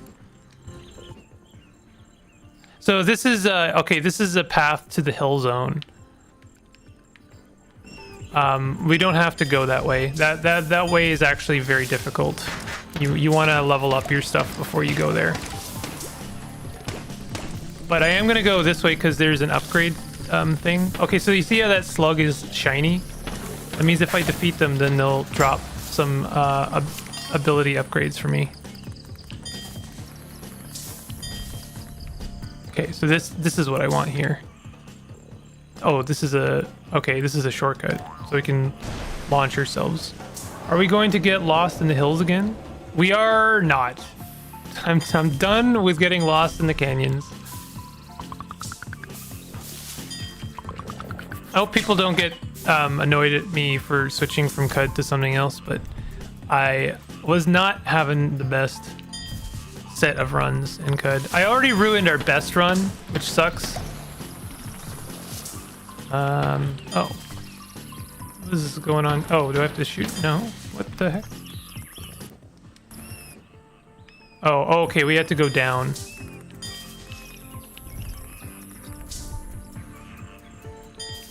I just, you know, honestly, I personally find that too many action roguelikes are just like impenetrably difficult. And so it's really nice, personally speaking, to play one that's like not a task. Like it doesn't feel like insurmountable. Okay, yeah, so if you take damage while you're trying to grab a new mount, it'll stop mounting. It'll stop taming them. I'm being careful about my language because I know someone's gonna make it weird in chat. What do you mean, mount? What are you trying to do to that poor squirrel?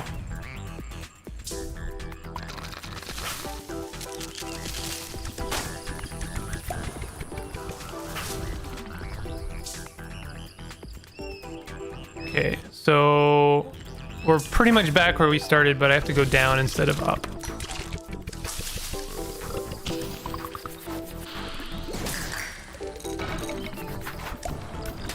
This is the first time I've had this squirrel. I don't actually even know. Oh, it's got like a scythe attack.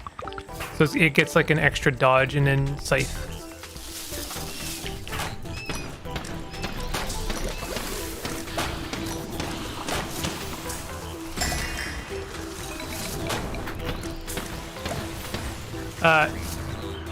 Is it even a roguelike if you're not still figuring out the interface 100 hours in? I know, right? That's how I know that at least Caves of Cud is a roguelike. Because we're still debating over whether or not dual wielding upgrades or stacks with short blade. Danger!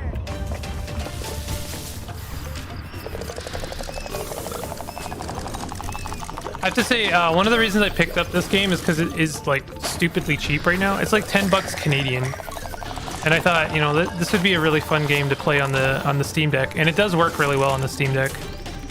Sorry, I know I'm a corporate shill for Valve, but I've been really enjoying like some of the more casual games on the deck.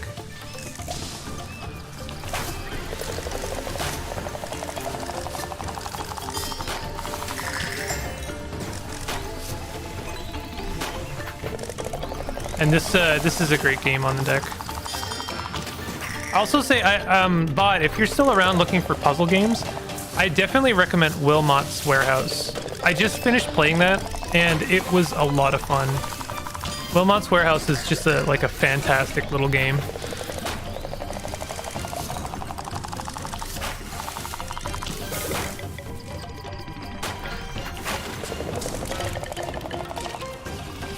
I took a lot of damage there.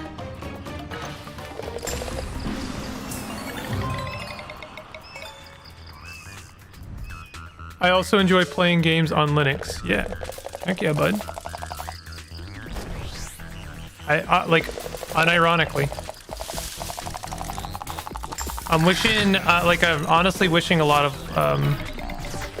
that like, the, advancements of Proton, of Steam Deck, and like in general, like SteamOS means that games have compatibility with Linux. They have like, they're more supported on Linux, because it'd be kind of nice to not be dependent on Windows. So this lets us launch a certain number of blocks away, so we can actually launch forward. We don't actually, we can shortcut forward. Yeah, Wilmot's Warehouse, it's great.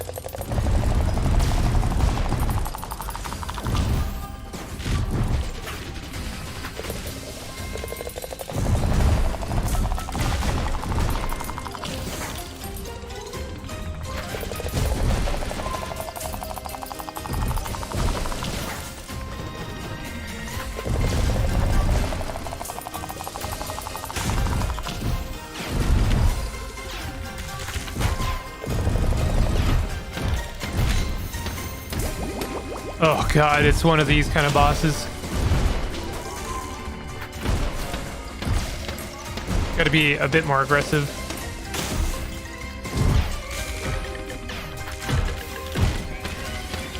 There you go. Easy peasy. Wow! Wow, that was crazy. Boop, boop, beep, bop. That golem had an inscription. I've added the recording writings to your records tab in the pause menu. Yeah, I think the reason, like, this game kind of breaches the line of, like, when does meta progression just become progression? You know, like, for me, this doesn't feel like I'm making runs anymore. Like, I could go back to my home base right now and gain the benefits of, like, our current quotation marks run. And that would, like, you know, that at that point, it's no longer a run. It's not really permadeath anymore. Basically, there is no permadeath. Woozy forest. This forest is dense and winding. I'm not sure where it leads. This guy is basically the devil deal. He'll let you increase your stats for some health trade. So I'm gonna do that. match format really fits well with so many genres.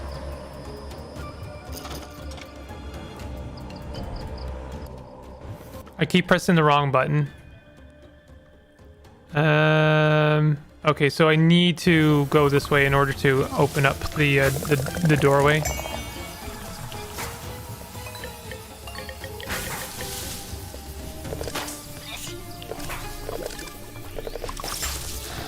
I don't really need to... Oh, there is actually an ability reward.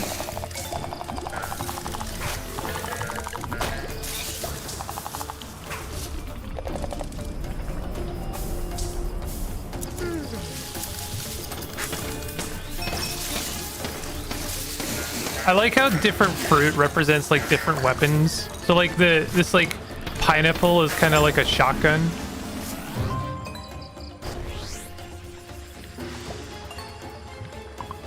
There's a lot of things to do in this game too. Like you might notice occasionally I'm collecting samples. You have to collect plant samples that eventually they get added to your like home base. And then later there's like patches on the ground that are missing that you have to like replace with different flora, and they'll offer like permanent bonuses to that zone. So there's like reasons to come back to certain areas to gain that benefit. There's just like a lot of good stuff in this game, and it's all balanced very well. Like it makes you feel like you're being rewarded for your efforts. There's like permanent changes to the world that are fun. It's good. It's a lot of fun to like kind of learn some of the abilities and benefits to some of the mounts. I like this this butterfly guy.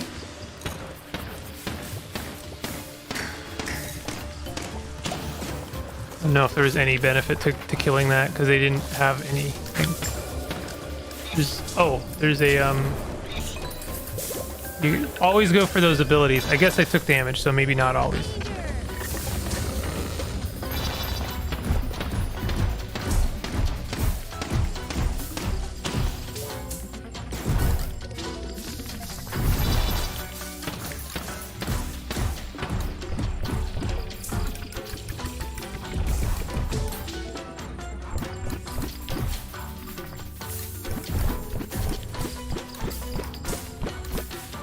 Trying not to get... we have 1 health left.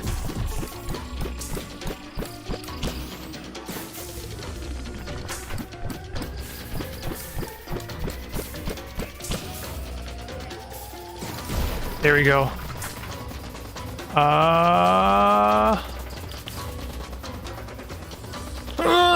Okay.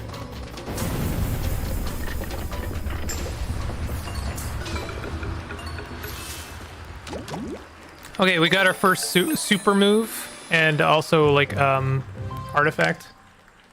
Pure randomness is at the very core of physics. I don't know why, but I just say random things when I haven't said anything at all. As in intentionally shorter sessions bound together by progression.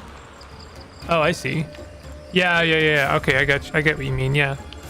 Yeah, I mean, like it gives people it increases the odds that someone's gonna put more time into your game, because it doesn't feel like they're signing up for like an 80-hour experience, even though they'll play enough matches in a game that the game is then 80 hours, you know? Like it's weird and counterintuitive, but like they'd rather come back for replayability than necessarily like a ridiculous number of hours or content. At least I don't know. I'm speaking somewhat for myself, but also like I think a lot of people have voiced this.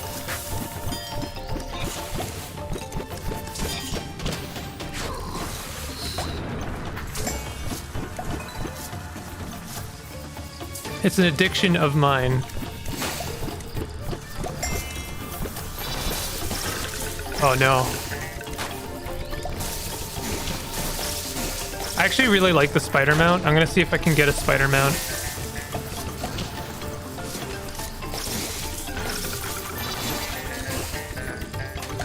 We have 1 health left again.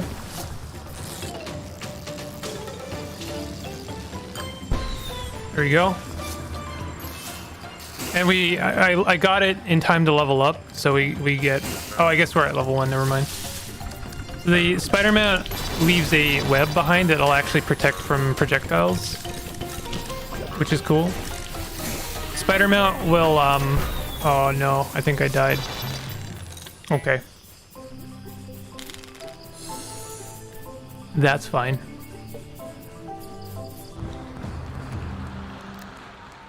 Made some discoveries. So this will tell us about the benefits, I think, of some of these. No, it doesn't tell us that yet. Beep, bop, boop. Okay. Collecting new pin types will increase your explorer rank. Now we get some like permanent upgrades. I like this one. It lets us combine fruits to make a super gun, which is kind of fun. Melee, hostile plant to temporarily extract a powerful weapon. I haven't actually tried this one, but I don't have enough points to get it.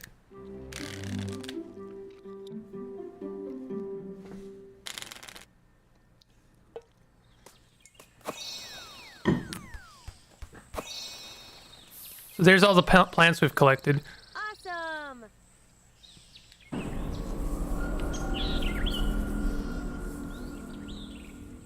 Huh? Boop, boop, beep, bop. Adjust some goals in the quest tab. And we have goals.